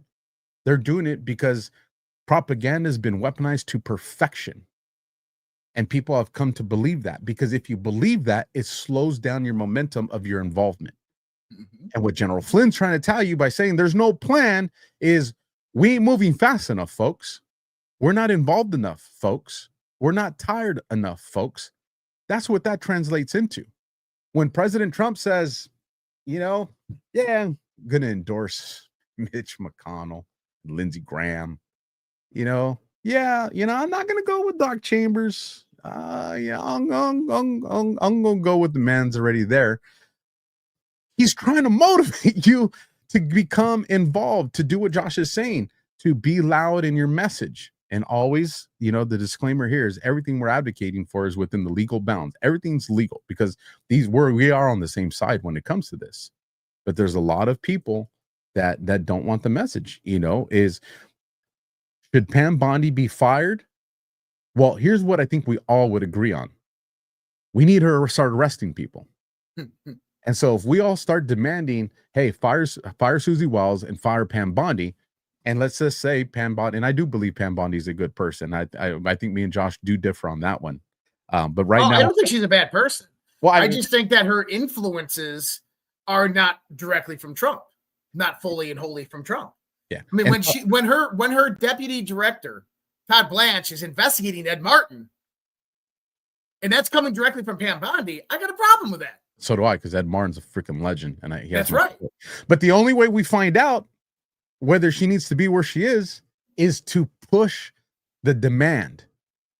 We want her fired, because and here's the thing. And people say, well, you said back in March, you were saying not to fire her. Yeah, because people were trying to deploy the messaging there to subvert President Trump. You got to give her a chance. And if you go back to my post back then, I said, there may come a time, but now's not that time. And so now that we're in the window of, listen, you've had some good time. Here's the thing. She may have things ready to go, and Trump may be ready to give her top cover, but we haven't demanded it enough. And I think that's the message that the general is trying to give us. I think that's the message we're trying to give. And I went on a long enough rant, so I'll give it to you, man. No, you're spot on. And kind of the first part that you said there is you don't hurt my feelings by saying that. Listen. The whole Real Raw News, Michael Baxter bullshit that people are propagating out there, that there's military tribunals, Hillary Clinton's already dead, Bill Gates is already dead. Guys, Michael Baxter is a Democrat operative. There is a great expose done on him back in 2021, 2020, of how there was personal videos out there, I believe, of him going out there and calling for, I'm just going to produce propaganda for Trump supporters because I hate them so much. And this is what certain influencers out there are propagating as real news. It's not. It's garbage. It's fake. It's not real. And you're stuck in a psyop if you're believing that shit. Why do I say that? 2 National Guardsmen were just shot point blank in the head in Washington, D.C. One of them died. That is very real. That wasn't K-Fobby. That wasn't fake. That wasn't staged. That wasn't like, it's just part of the plan. No. When Michael Flynn comes out there and tells you there is no plan, and I think that's how he opened up our show. He's like, there is no fucking plan. He's trying to tell you that, and it goes back to this part right here. As soon as he said it, I said, here we go. Yep, here we go. And I want people to understand this, because this is something that Elf and I have been talking about, is from what we gather of 2020, is 2020 was not supposed to happen. Everybody's got a plan till you get punched in the nose. And that was 2020. And that's why you saw people like Patrick Byrne spend $80 million and General Flynn collaborate to try to find out what happened and try to preserve the next election, of which we got Donald Trump back in. Okay? Now we're trying to get the plan back into action. But now the people have to step up and demand it. And so, when we say there's no plan, there is a generalized plan That is for the people to take back control of their government. And then you have the people in the place, the Donald Trump administration, that once you start demanding things in a unified voice, you're going to get the government you always wanted. You're going to get all the arrests and all the cases that you ever wanted to see, all the people perp watch you're going to see. Why? Because you demand it. Not because we're out there in the chat on After Hours demanding it, because we're out there vocally on the community theater of X, or we're calling our congressmen and calling our senators and we're demanding it. We're going out there, we're producing political action within our communities. We're getting people to rise up and say, hey, this is going to happen now. I mean, think about the Epstein files. We called this psyop from the beginning when Donald Trump was saying, oh, it's just a Democrat hoax. It's nothing. We're saying he's trying to rile the people up to the point. We said he's going to make them beg for it. Yep. He's going to make the Democrats beg for it. He's going to make the Republicans beg. He's going to make the people demand it. And what happened? Everybody on all sides demanded the Epstein files release. That's civic pressure. That's what he's talking about. That's what we're talking about. This is what we need most right now. And we're not trying to argue with anybody with various different theories. It's the one of the best parts that ever explanations of this. No, trust me, I'm gonna have a lot of my friends that are mad at me. Joe Biden's a clone, or Joe Biden's wearing a mask or whatever, right? And I said, it doesn't fucking matter. It doesn't matter. And they said, well, why doesn't it matter? It does matter. It means the Patriots control him. The Patriots controlled Joe Biden.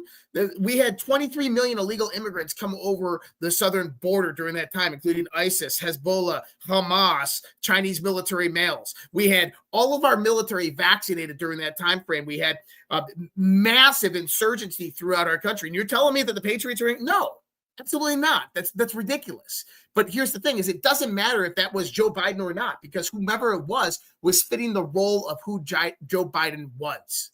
Period. Hands down. Okay. Well, Hillary Clinton was executed and replaced with a clone. Doesn't matter.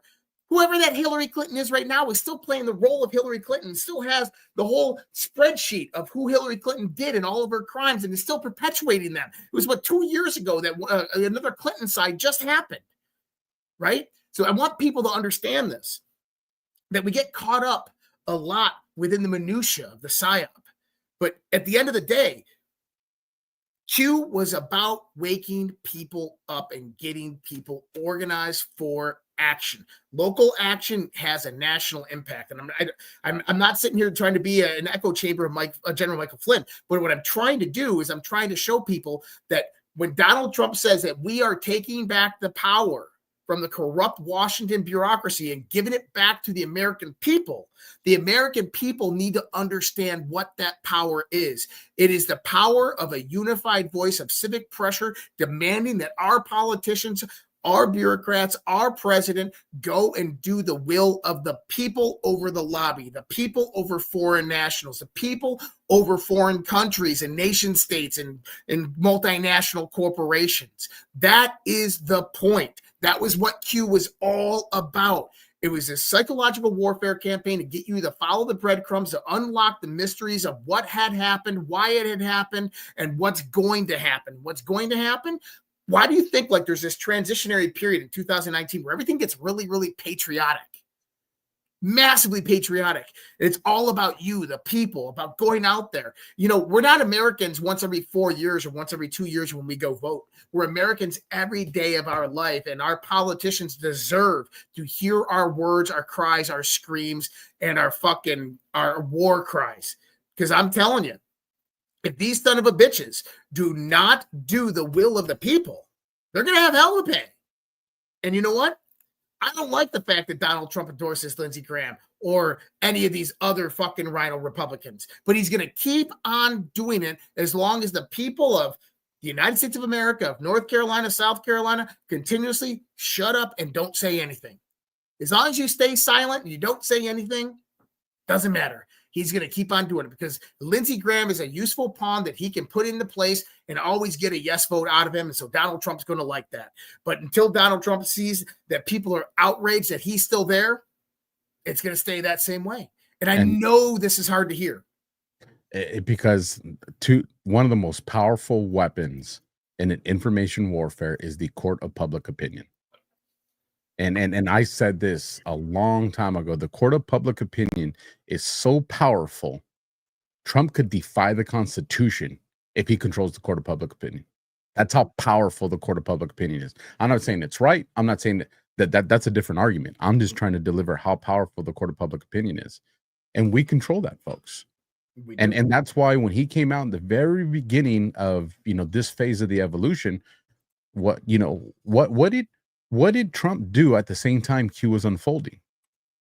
He was taking power from the source that was delivering information. Fake news, fake news, fake news. He put out the messaging, don't trust that. They lie about everything. But that was identifying the problem. What was the solution? Q. Q was the solution because it gave people the ability, like you said, to come together in a plan to say, well, here's the info. This is how we investigate. This is how we look for things. This is how we understand these operations. This is how we can look into the future. This is how we can look into the past. This is how the future will prove the past. It made us prepared for this moment. And the reason it's so important is because we get one shot, folks. We get one shot. And there's definitely an expiration date on this operation. And that's January 20th of 2028. Like that's if there's one date we can all count on, that's one that's there. And a lot would argue, the upcoming midterms, are very important because of the optics of all these things. Because here's it, why so much time on this topic? Because it's a very fluid operation that is contingent upon people's reaction, upon, the reaction is a court of public opinion. I saw somebody, I wish I would have grabbed who it was, but it says, you're preaching to the choir, go tell the normies. Well, that's all of our jobs. For when some of you go to the businesses you work for, that's your area, that's your AO, that's your area of operation. For those of you that own your own businesses, you have employees, that's your area of operation. For somebody, everywhere that you guys have contact with the civilian population, that's your area of operation. This is something that we're all responsible for. It starts in your home. That's your immediate AO, right? And then it's your neighbors. And then after that, it goes into the context you have within the community. And so anyways, I think we've hammered that point. I think it's a really good setup for the conversation that'll come on Tuesday. And I really look forward to that right now. So let me refresh Trump's page to see if he nothing. I just checked it. Okay. But we can get into questions. Yeah, let me bring that up real quick. Let me stop sharing this and bring this up so we can all see it. And for people who don't know like why I look like I'm like huddled up like this, it's like 20 degrees in my studio right now. My heater isn't that great, and I built a studio in my garage, and it's like 15 degrees outside right now. And so it's really cold. And I've been doing this whole episode freezing my ass off, but that's okay because it's well worth it. It's I tell Josh, I'm like, man, it's cold. I'm like, how cold is it? I'm like, it's like 57 degrees, bro. He's like, bro, it's 20. I'm like, oh, yeah. I'm California. 20 in my studio. Oh, I am sucking it up, Space 60. Yes. I've been here the whole, hour and 45 minutes. Look, you haven't seen me be like, that's me. Like, I'm not even gonna front. I'm Southern California, man. It breaks 68 degrees. I need to have a beanie. I need to have a hoodie. Yeah, I need to put the warmer on. I need warm coffee. I need all that good stuff. But if this is the first time you're watching Q After Hours, this is the 2.0 version, I guess you could say, of a show that we do on Tuesdays at 10:30 p.m. Eastern here on Badlands as well, called DEFCON 0. Normally, if this is the first time you're seeing After Hours, there's usually three of us. Brad Zerbo, producer of Codex 9/11, the most thorough documentary movie on 9/11 you ever seen. He's usually with us. He ain't feeling so great tonight.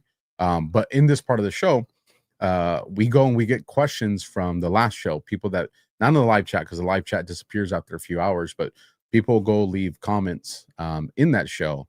And, I wish we could grab them all, but, there's usually 100 to 200 comments that are in there. But we go through and we grab a couple of, questions, and they don't have to be related to the show. There's just stuff around Q or conversations that are in the community, and then we come on here and we roundtable them and we see what we think. So with that, I'm going to bring this up on the board now so we can see it. And the first one comes from KRob79. He says, Alpha, you said the new PSYOP vid dropped on the day the Epstein bill passed at 10:01. Check out Q10:01, all about Epstein Island. And this is indeed true. It actually shows, if I remember correctly, and for those that are wondering where I got the 10:01 time, that was based off of their Facebook posts of the Fourth Psychological Operations. At the time, they hadn't posted it to their YouTube channel. I believe it was just Facebook, and I think Instagram were the only two places that they posted it. You guys can correct me if I'm wrong on that. But the Facebook post on that one was at 10:01 a.m. Eastern time. And I do believe it had an island. So you have 10:01 up? If you do, Josh, we can bring it up on the screen. I can have it up. Yeah, grab that one so we can take a look at it. Let me know when you're ready to bring it up, and I'll bring this one down. Actually, I'll be able to see in the studio. All right, here we go. So there it is. And there it is. D room H, D room R, D room C, H, R, C. Yep, classified. But the interesting part is, so each prince is associated with a cardinal direction: north, south, east, and west. Sacrifice, collect, classified 1-2 tunnels, table 29, D room, HRC, pure evil, conspiracy. What will we see? I hope we see all it all. I hope we get all of this information right there, because that is the heart of the matter of what they're talking about. I agree. So I thought that was definitely worth to share with the audience. Interdimensional Dog look at the news. Oops, steady here. Look at the news about the gold watch recovered from the Titanic that just sold at auction. A New York Times article says it stopped at 220, but the picture of the watch looks like 221. So look at post 220, 221, or 1420 and 1421. 1420 is a response to post 1419. 1419 says, I'd watch the news that day. There are probably other connections too, like the date of the auction and the date of post 221. So I had not seen the articles about the Titanic watch. I was like, this is pretty cool. I was like, I want to see what Josh and Brad think about this. What are your thoughts on this one, man? Correlating the watch from the Titanic to Q-board post, I don't know. That's a little outside of my wheelhouse. Kind of interesting. I don't know. Maybe there's something there. I saw this video that Spiritual Street Fighter 17, the one that Donald Trump is always reposting.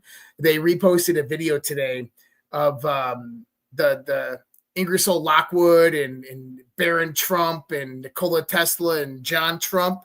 It's a 14-minute video. It's actually pretty cool. I watched it twice, but I'm a dreamer like that. But that Barron is actually really a time traveler. Who knows, man? You never know with this world. Things are just crazy that it could be a possibility. I am definitely open. If I've learned anything in the last couple of years, is everything's on the table for me, bro.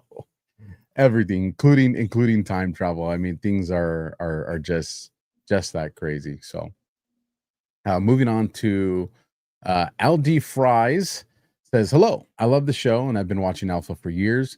I very rarely comment. However, I work in a medical lab at the Air Force Base. Friday morning at the end of our weekly meeting, the colonel made a strange comment. He told us that if we thought this year was crazy, wait until next year. Things are really going to get crazy. A lot of changes coming. So enjoy our holidays. And I thought this would be a cool one to bring up on. Yeah, the colonel watches the show. You should probably go ask your colonel. Your colonel probably does watch Death Con or Q After Hours. And the reason I wanted to bring this up is because I do know we do have a large community in our audience that have family in service, whether it's a husband or a wife or kids. And if you see them having conversations with you like this, start putting that stuff in the comments. Like if you have a son or a daughter that's in the military and they're sharing some thoughts like this, you don't have to dox anybody. Just you can put whatever comfortable information you're comfortable with.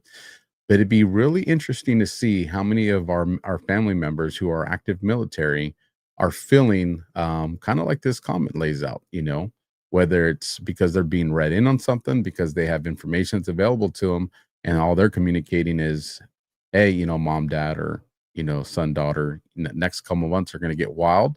If we get enough people in the community to start communicating that message here in the comments, we can start putting a picture together based off stuff like that. So, but I do agree. What we learned coming back from GART was the next 6 to 7 weeks we're gonna be crazy. We're what now 2.5 weeks, 3 weeks into that evolution. So we're approaching that halfway mark, and as you can tell, shit's getting crazy. Shit's wild. Yep, loving it. Next one comes from Foley the Money. See what you did there. What is more difficult and a greater? Oh, this is the one. What is more difficult and a greater sacrifice? Creating content online or running for office and being immersed in your community to fight the corruption? And what I'll say to kind of start this one is I think you need both. Yep. If we have good people that are going to run for office because they know the truth of what's going on, well, the only way people are going to vote for them is if those people are also seeing the information about the truth that's going on, because that's the platform these people are going to run on.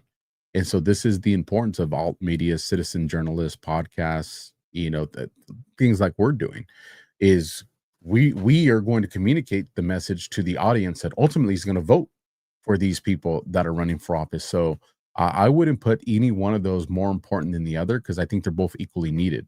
We need people that are going to do podcasts, that are going to write Substacks, that are going to be social media influencers, content creators.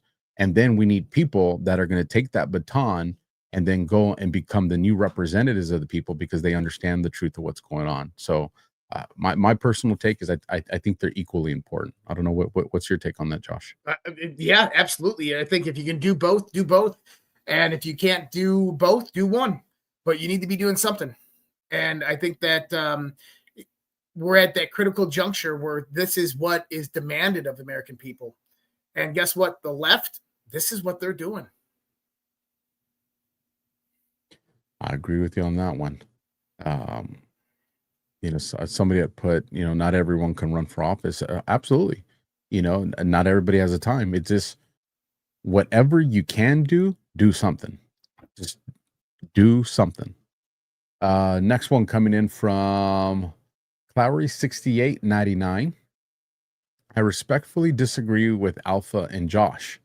I would highly recommend you listen. Oh, I remember this one. This is going to be a fun conversation right here. Let me bring it up so we can all see it. I respectfully disagree with Alpha and Josh. I would highly recommend you listen to Candace's full shows and not just the clips of what she says taken out of context from the opposition. She brings receipts and backs it up with legitimate evidence. Military whistleblowers that are familiar with the planes is eye-opening. You laugh at the White House contacting her, but it's real, including a call from GJT personally. Also, Alpha, she is friends with Tucker, and both were very close to Charlie. Both were warned by Charlie that they were on a list. Just saying, you should do a marathon watch, all of the vetted evidence and the timeline she has acquired, and not rely on hearsay from third parties. One thing she is not is a liar and is not going to deceive her audience when she is the #1 podcast in the world. Yes, world. Love your shows and appreciate the research you put into said shows. Don't assume Candace doesn't do the same. So first, as I actually have watched her shows and those private shows in their entirety. The second thing that I would say is she's not the #1 podcast in the world. It's actually Joe Rogan. She's actually not even in the top 20 when you look to the top podcasts that are in the world. The third thing that I would say is she has lied, and she has lied to her audience. If you guys remember, her and Ian Carroll came out and they went after RFK and said that he was involved in a sexual scandal, that there was this blackmail information that was sent to them that they were going to be releasing, and that it was going to completely expose RFK. That was over half a year ago. And nothing. So And one thing is you need to exclude me from that, because me and Alpha disagree on this. I've watched plenty of full episodes of Candace Owens broadcasts, especially about the Charlie Kirk stuff. I'm speculative just because she might say she has the receipt. She might say that she has all the information. I'm still waiting to see it. Okay. Tell me that there's this Turkish plane. Well, give me the information, right? Because when you start to backtrack that Turkish plane, or that Egyptian plane, the Egyptian plane, that plane was going all over the country, not just TPUSA events. It was going to all other different cities as well. And they just they cross-correlated it with TPUSA events and the cities it is in and put that out there. There's TPUSA events happening all around the country that the Egyptian plane was not at. That plane was in cities that the TPUSA events were not at. And that specific Egyptian plane and that company has had pre-existing contracts with those hubs for the specific kind of planes that they are. Right. So it was not out of character or out of sequence. Right. And she got called out on that, So correlation does not equate causation with a lot of the things that she says. And I'm just saying, look, I'm skeptical.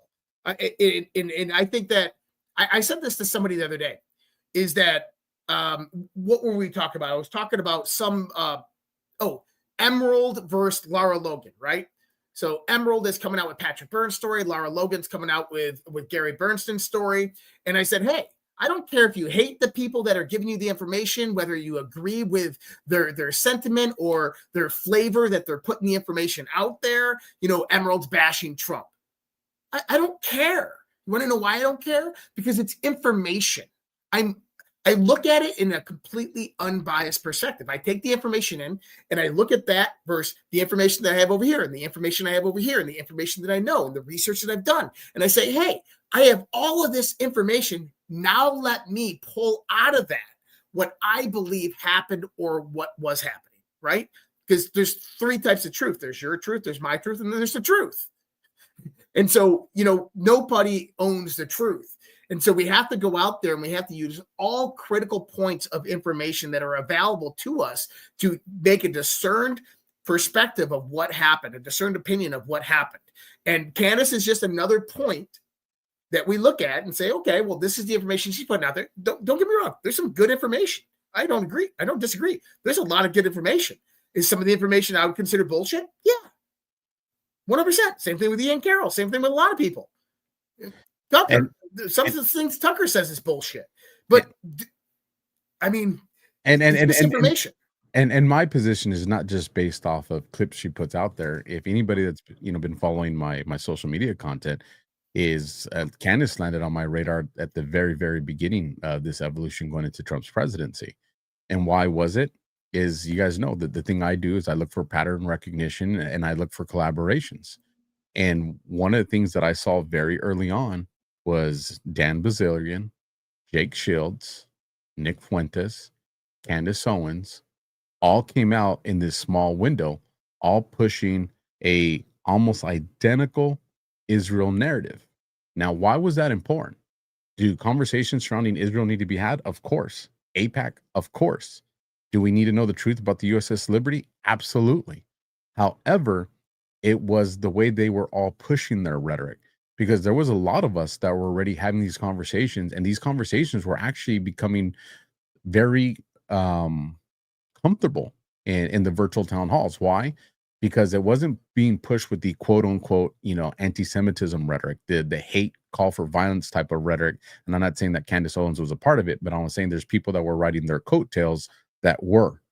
And when you saw all of them, there was this unified message. And what you saw was, this, and I'm not going to make this an Israel show, but if you go to Theodore Herzl, what did he say?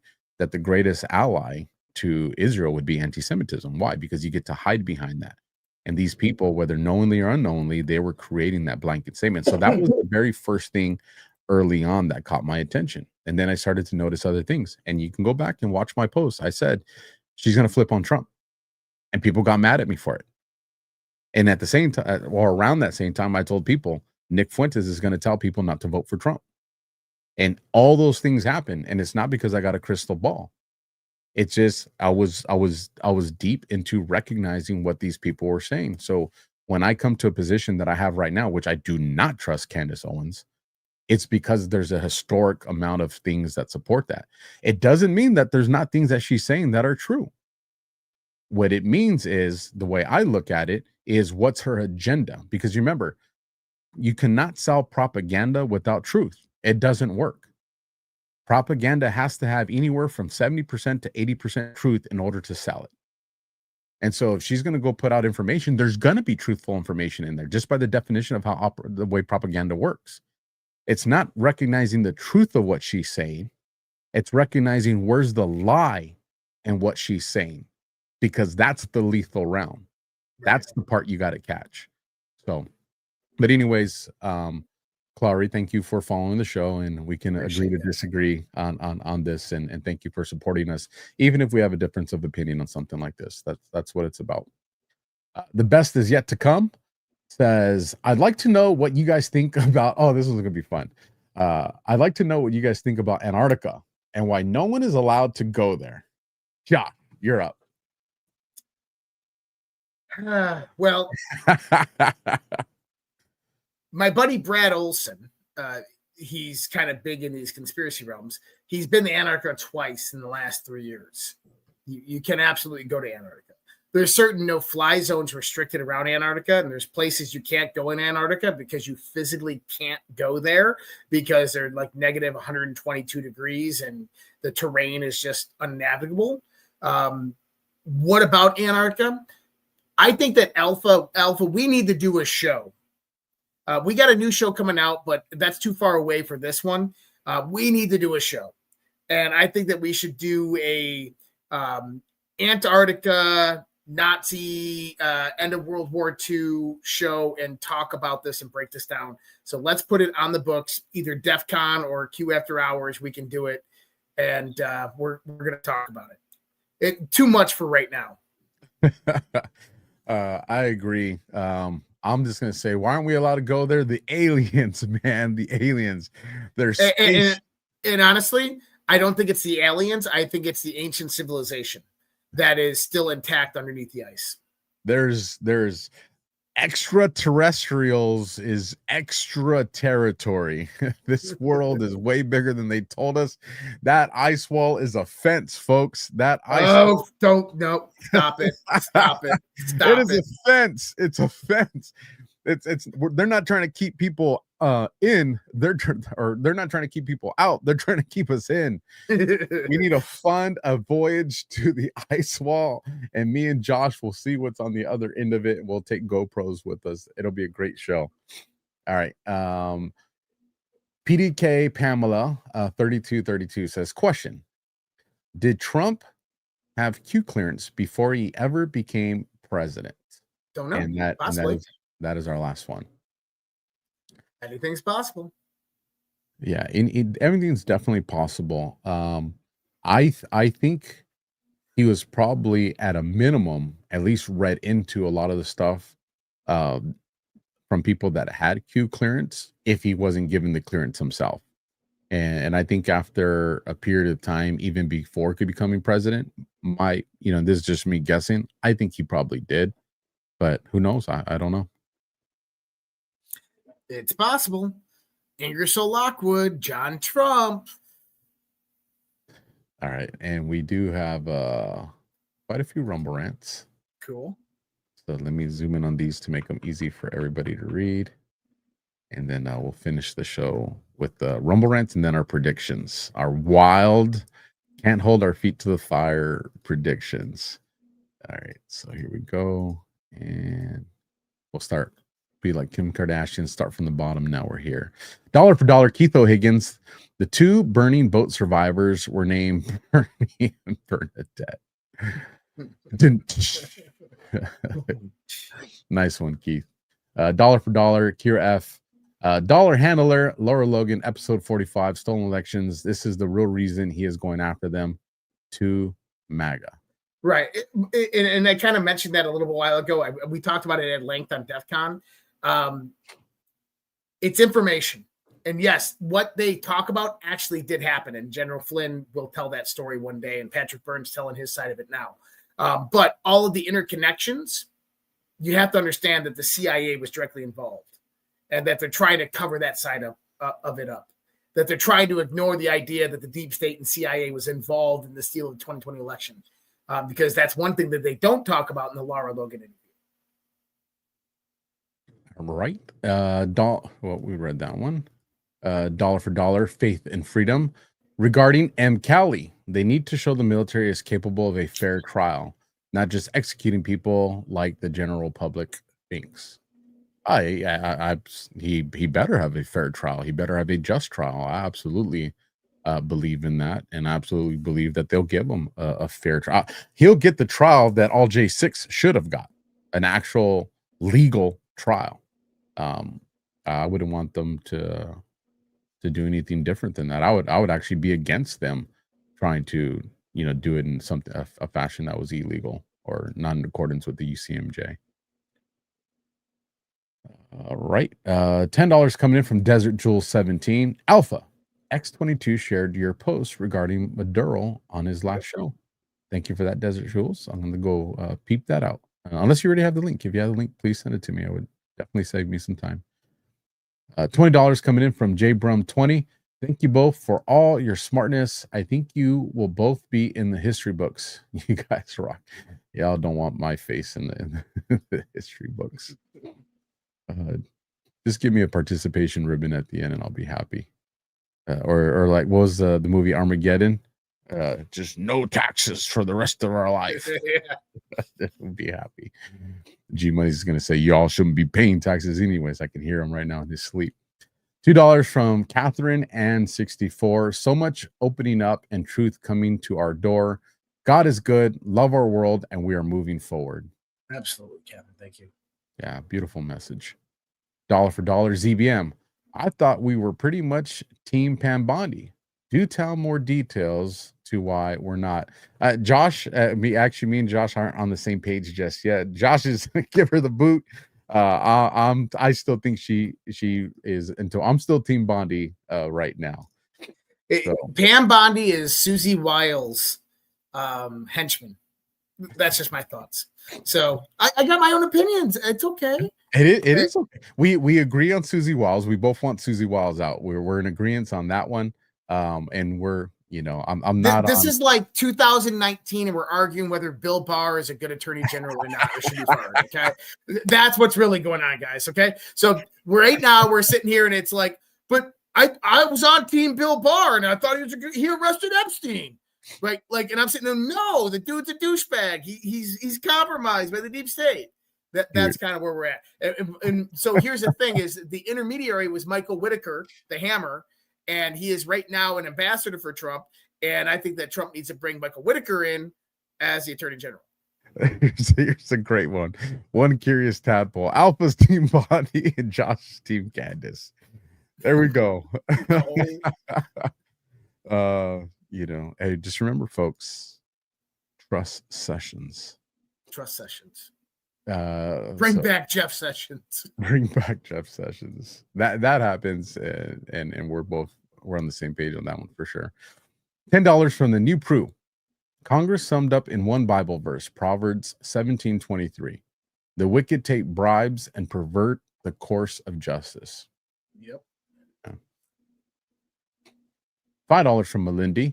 Exactly right, Josh. To enact local change, organize, well-prepared presentations need to get on that agenda of councils and the boards, etc. Yep. $5 from Junior's Junior. Dylan. Oh, shit, man. Mulvaney. I completely blanked on the name, but Mulvaney. I'm going to use that one. First of all, he spelt the name in a very... he snuck one in right there. Well played, Junior's Junior. Well played. And if you guys don't get it, look at the way he spelled the last name and you'll get it. Well played, Junior. $5 from Valesco 16. I'm way behind, but Josh is talking about boat setups for DJT and the Department of War. I hope it's a setup for disclosure. They put the Department of War in a corner and they have to expose methods. Maybe. I'm way behind, but Josh is talking about boat setups for DJ. Oh, okay. I see what you're saying.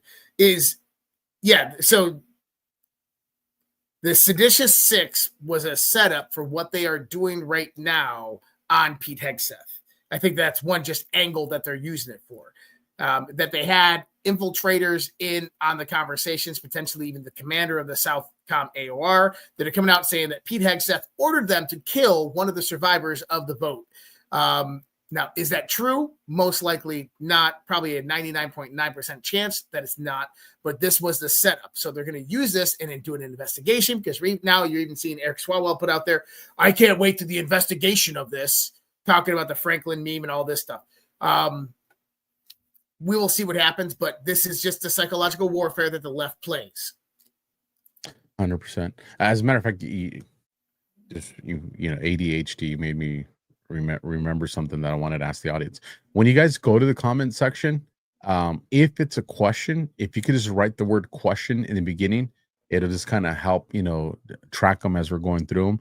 And two, just because I want to have some fun, when you guys go to the comments, I'm curious to where our audience, you guys know my position, you know, Josh's position. We want to know yours. If you're Team Candace, let us know. If you're Team Bondi, let us know. If you're like, fire them, let us know. I want to know where our audience is. Like, and you can put them all in one. I really want to gauge it. I want to see what our audience thinks on this. Maybe we align, and maybe we don't. But go in the comment section of Rumble and let us know. I'm very curious to what that looks like over the next few days. Okay, so with that, let's go to the next one. $5 from Patrick J17. In this matrix, we are in U2. We are in U2, are in the spot. You were born and bred for Keep It Up, gentlemen. Oh, okay, I'm tracking. We're in the matrix and you two are in the spot. Yep. You're born and bred for it. Keep it up, gentlemen. Great job. Thank you, Patrick. Appreciate that. Thank you for that, Patrick. $10 coming in from SQ Quinn or Squin. May I request y'all put a post together? Each show, put in the comments. Ask every viewer to copy and paste it into a post, tag reps, email, then our message will be united and go viral. Thank you both. Oh. Good job. Good. Yeah. Why don't we do that? We slacked it. Actually, we should already be doing that, Squin. So you're absolutely right. Our boss. We will try our first one Tuesday night. Boss is gonna be like, "What do you mean you guys haven't been doing that? You $50 show. You're gonna get us trouble, Squin. $50 from the new Prue. Great show. Have a drink on me, man. Semper Fi. Semper Fi. Hoorah. Really. Thank you for that. $5 from Junior's Junior. How many hens do we want coming home to roost? It's our choice. It is our choice. $10 from Boycott YouTune. Thank you for having a show on Stand Up and Say No. The biggest psyop we ate up is we are a democracy. We are not. We are a republic. Love you guys. Absolutely. Yep. Absolutely. $10 from Squid again, coming back. Reason I'm asking y'all to come up with a post is because we can focus on one thing. We have so many things we want to change. We need to focus on one or two at a time to be noticed. Thank you again for everything. Absolutely, Sonia. Text me and we'll text me some ideas and we'll get it started. And that wraps up our Rumble rants. Let me just run over. If you want to take the mic real quick, I'm going to check our see if there's any Badlands boosts, and I don't see no super chats. And I'm looking to see if we are bombing Venezuela yet. We are not. I haven't seen anything. Now, one interesting point that I wanted to point out there is Trump pardoned the former Honduran president Hernandez this last weekend, and a lot of people are very outraged about this. I saw an Ann Vandersteel post where she was like, how dare Trump pardon this guy? He's a drug dealer. The first thing that I want to point out about Hernandez is that he was prosecuted and indicted by the Biden administration. Does that not concern anybody right there? So I'm going to pull up this post. And you guys didn't think you're getting more, did you? Oh yeah, you're getting more. Wait, There's more. there's more. Wait, there's more to come. So Ann Vandersteel says right here, and I love Ann. I think Ann is awesome. Sometimes I think that she goes a little emotional off the wrong end. Let me see if I understand this correctly. Juan Orlando Hernandez was the president of Honduras. Last year, an American court found him guilty of helping drug gangs send hundreds of tons of cocaine to the U.S. They sentenced him to 45 years. Yet somehow, 2 days ago, Donald Trump decided, I'm going to give him a full pardon and let him go free. So America can control Honduras elections tomorrow. But never mind the shock of that. Trump is letting convicted foreign drug trafficker out of prison, while Tina Peters is left to rot for trying to defend our election integrity. Because I just can't anymore with this president partying a narco kingpin while ignoring patriots fighting for American soul is the height of Trumpocracy. So this is a never Trumper, in my opinion. And let me give you my reply. Because, Ann, I love you, but you didn't research this one bit you just posted out of complete neglect here. Presidential pardons do not apply to Tina Peters. Unfortunately, they are state charges. Donald Trump is completely defenseless to pardon Tina Peters. Okay. Trump is acting on intelligence and information that you and I don't have. The case against him is actually bullshit. Have you ever dived into the case against Juan Orlando Hernandez? He extradited more traffickers than any leader in Latin America, seized assets, partnered with the DEA, and targeted the same cartels that the DOJ later claimed he secretly protected. Was he actually a cartel ally, or did powerful interests want him removed? After leaving office, Hernandez accused political rivals, foreign security officials, and the incoming government of being influenced or controlled by drug trafficking interests. These accusations made him a direct threat to the same networks that U.S. claimed he helped. Key witnesses against Hernandez were convicted drug traffickers testifying for reduced sentences, including Devis Leonel Rivera Madrigal of Los Caballeros, Alexander Chandre Adran, who worked with the Sinaloa cartel, and Fabio Labo, former son of a Honduran president. Their testimony given under cooperation deals formed the core of the prosecution's case. It was the Biden DOJ sham supporting the cartels. So, before we go out there and act on what we think that Donald Trump is doing, we should research it. Because I see that Donald Trump pardons a former president of Honduras who was indicted on drug trafficking charges. I say, I wonder why Trump did that. So I go and research, and I find out that President Hernandez was targeted by the cartels, and the Biden administration finished the job. The Biden administration was colluding with the cartels and arrested one of the guys that was in our way. That makes sense. Other than Trump, releasing a narco terrorist to the world. Makes no fucking sense. Even when the guy's not going to be president ever again. So, we need to weed out the bullshit from reality. And that's what Alpha means by panicans and FAGA and never Trumpers. Is posts like that. And a great one, pretenders. And pretenders. Posts like that. Because he went and used the word pretenders. Shout out. Loved it. Another thing to show that Trump is using, that he's applying pressure on Colorado because the understanding that it's a state charge is with the relocation of the U.S. Space Command going to Huntsville, Alabama. If you go and you read the articles on this, Colorado politicians and the defense advocates were pissed. And guess what he's saying? Y'all want to play hardball? Let's play hardball. Now it's going to go in Huntsville. And there's a lot of jobs that Colorado is going to lose as a result of that. You're talking thousands of jobs. Yes, tens of thousands.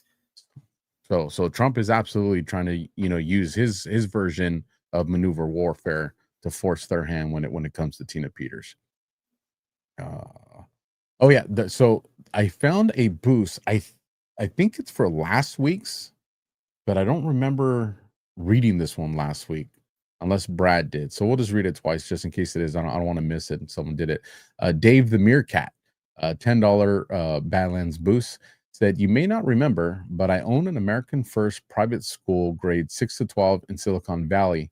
Valley of the Beast, terribly tough to advertise. I cannot wait until the education department is gone and the evil California government schools collapse. Great show. And I agree completely with you, given the fact that I still have 2 little ones. that are going to be going to school next year if I remain in California. So that's the Badlands boost. That is our Rumble rants. I don't see any new Rumble rants. So with that, Josh, let's get into our wild predictions that you guys can't hold us accountable for, because this is just us throwing out wild predictions. You want to go first? Sure. And by the way, someone said I every week I go 180 on all my positions. No, I don't. But all my positions are dynamic. That I continuously evolve my positions on certain things. So, yeah. Anyways, I thought that was interesting. But my predictions. D5. December 5th, I think by December 5th, we're going to see something happening with Venezuela, Maduro specifically. I think that we're going to have probably Bitcoin moving into the 70,000s. The market's probably taking a tumble. All operators are active against Donald Trump. The PSYOP is going to continue. The Dems are going to progress. Potentially, I know a lot of people are calling for a terrorist attack, that something could happen. I do think that's a very good potential that something could happen. I'm there with you. I like that. My wild prediction is something is going to happen with regards to Venezuela that is going to bring Project Paperclip into the conversation again in a massive way. Operation Paperclip. Yep. Something's going to happen. You said Project Paperclip. Oh, Operation Paperclip. Now I'm confused. Which one did I say? I say Paperclip. Okay, I said Project. Yes. Okay, so Operation Paperclip. Something is going to happen that is going to bring that into the conversation in a very massive way. Tavistock, MK. Yeah, I know. Something like that is going to happen. Curious to what that looks like. A last minute one coming in from our brother Cam Cooksey's dollar. He says, you only go 180 when 180 degrees is the appropriate heading. That's right. Agree with that. Okay, man, we are done with the show. If you guys are not exhausted on Sunday night, it means you kept something in the tanks. You can't keep nothing in the tanks. Got to fight for this country. You got any good songs for us, Josh? We could always play whatever ones we have in there. I think I had a few still in there. And love you, Cam Kuski. Thank you, buddy. Now, you can't play Valhalla though, because that's gonna get us. Yeah, don't do that one. Because freaking YouTube's gonna get all mad at us again. You get the Johnny Cash one, you can play again, or you can play the We Are Everywhere. It's up to you. Let's do the Johnny Cash one. Let's see. All right. We'll that one. All right, you guys remember Death Con, Tuesday night, 10:30 p.m. Eastern. Make sure you guys do me and Josh a solid. We do have our own channels on Rumble. Late. It's late. It's late. Sorry. We do have our own channels on Rumble and YouTube. So even if you watch the content here, do us a solid and give us the follow there just to help us out with the algorithms. And we'll catch you guys next time. Semper Fi, and God bless. Much love.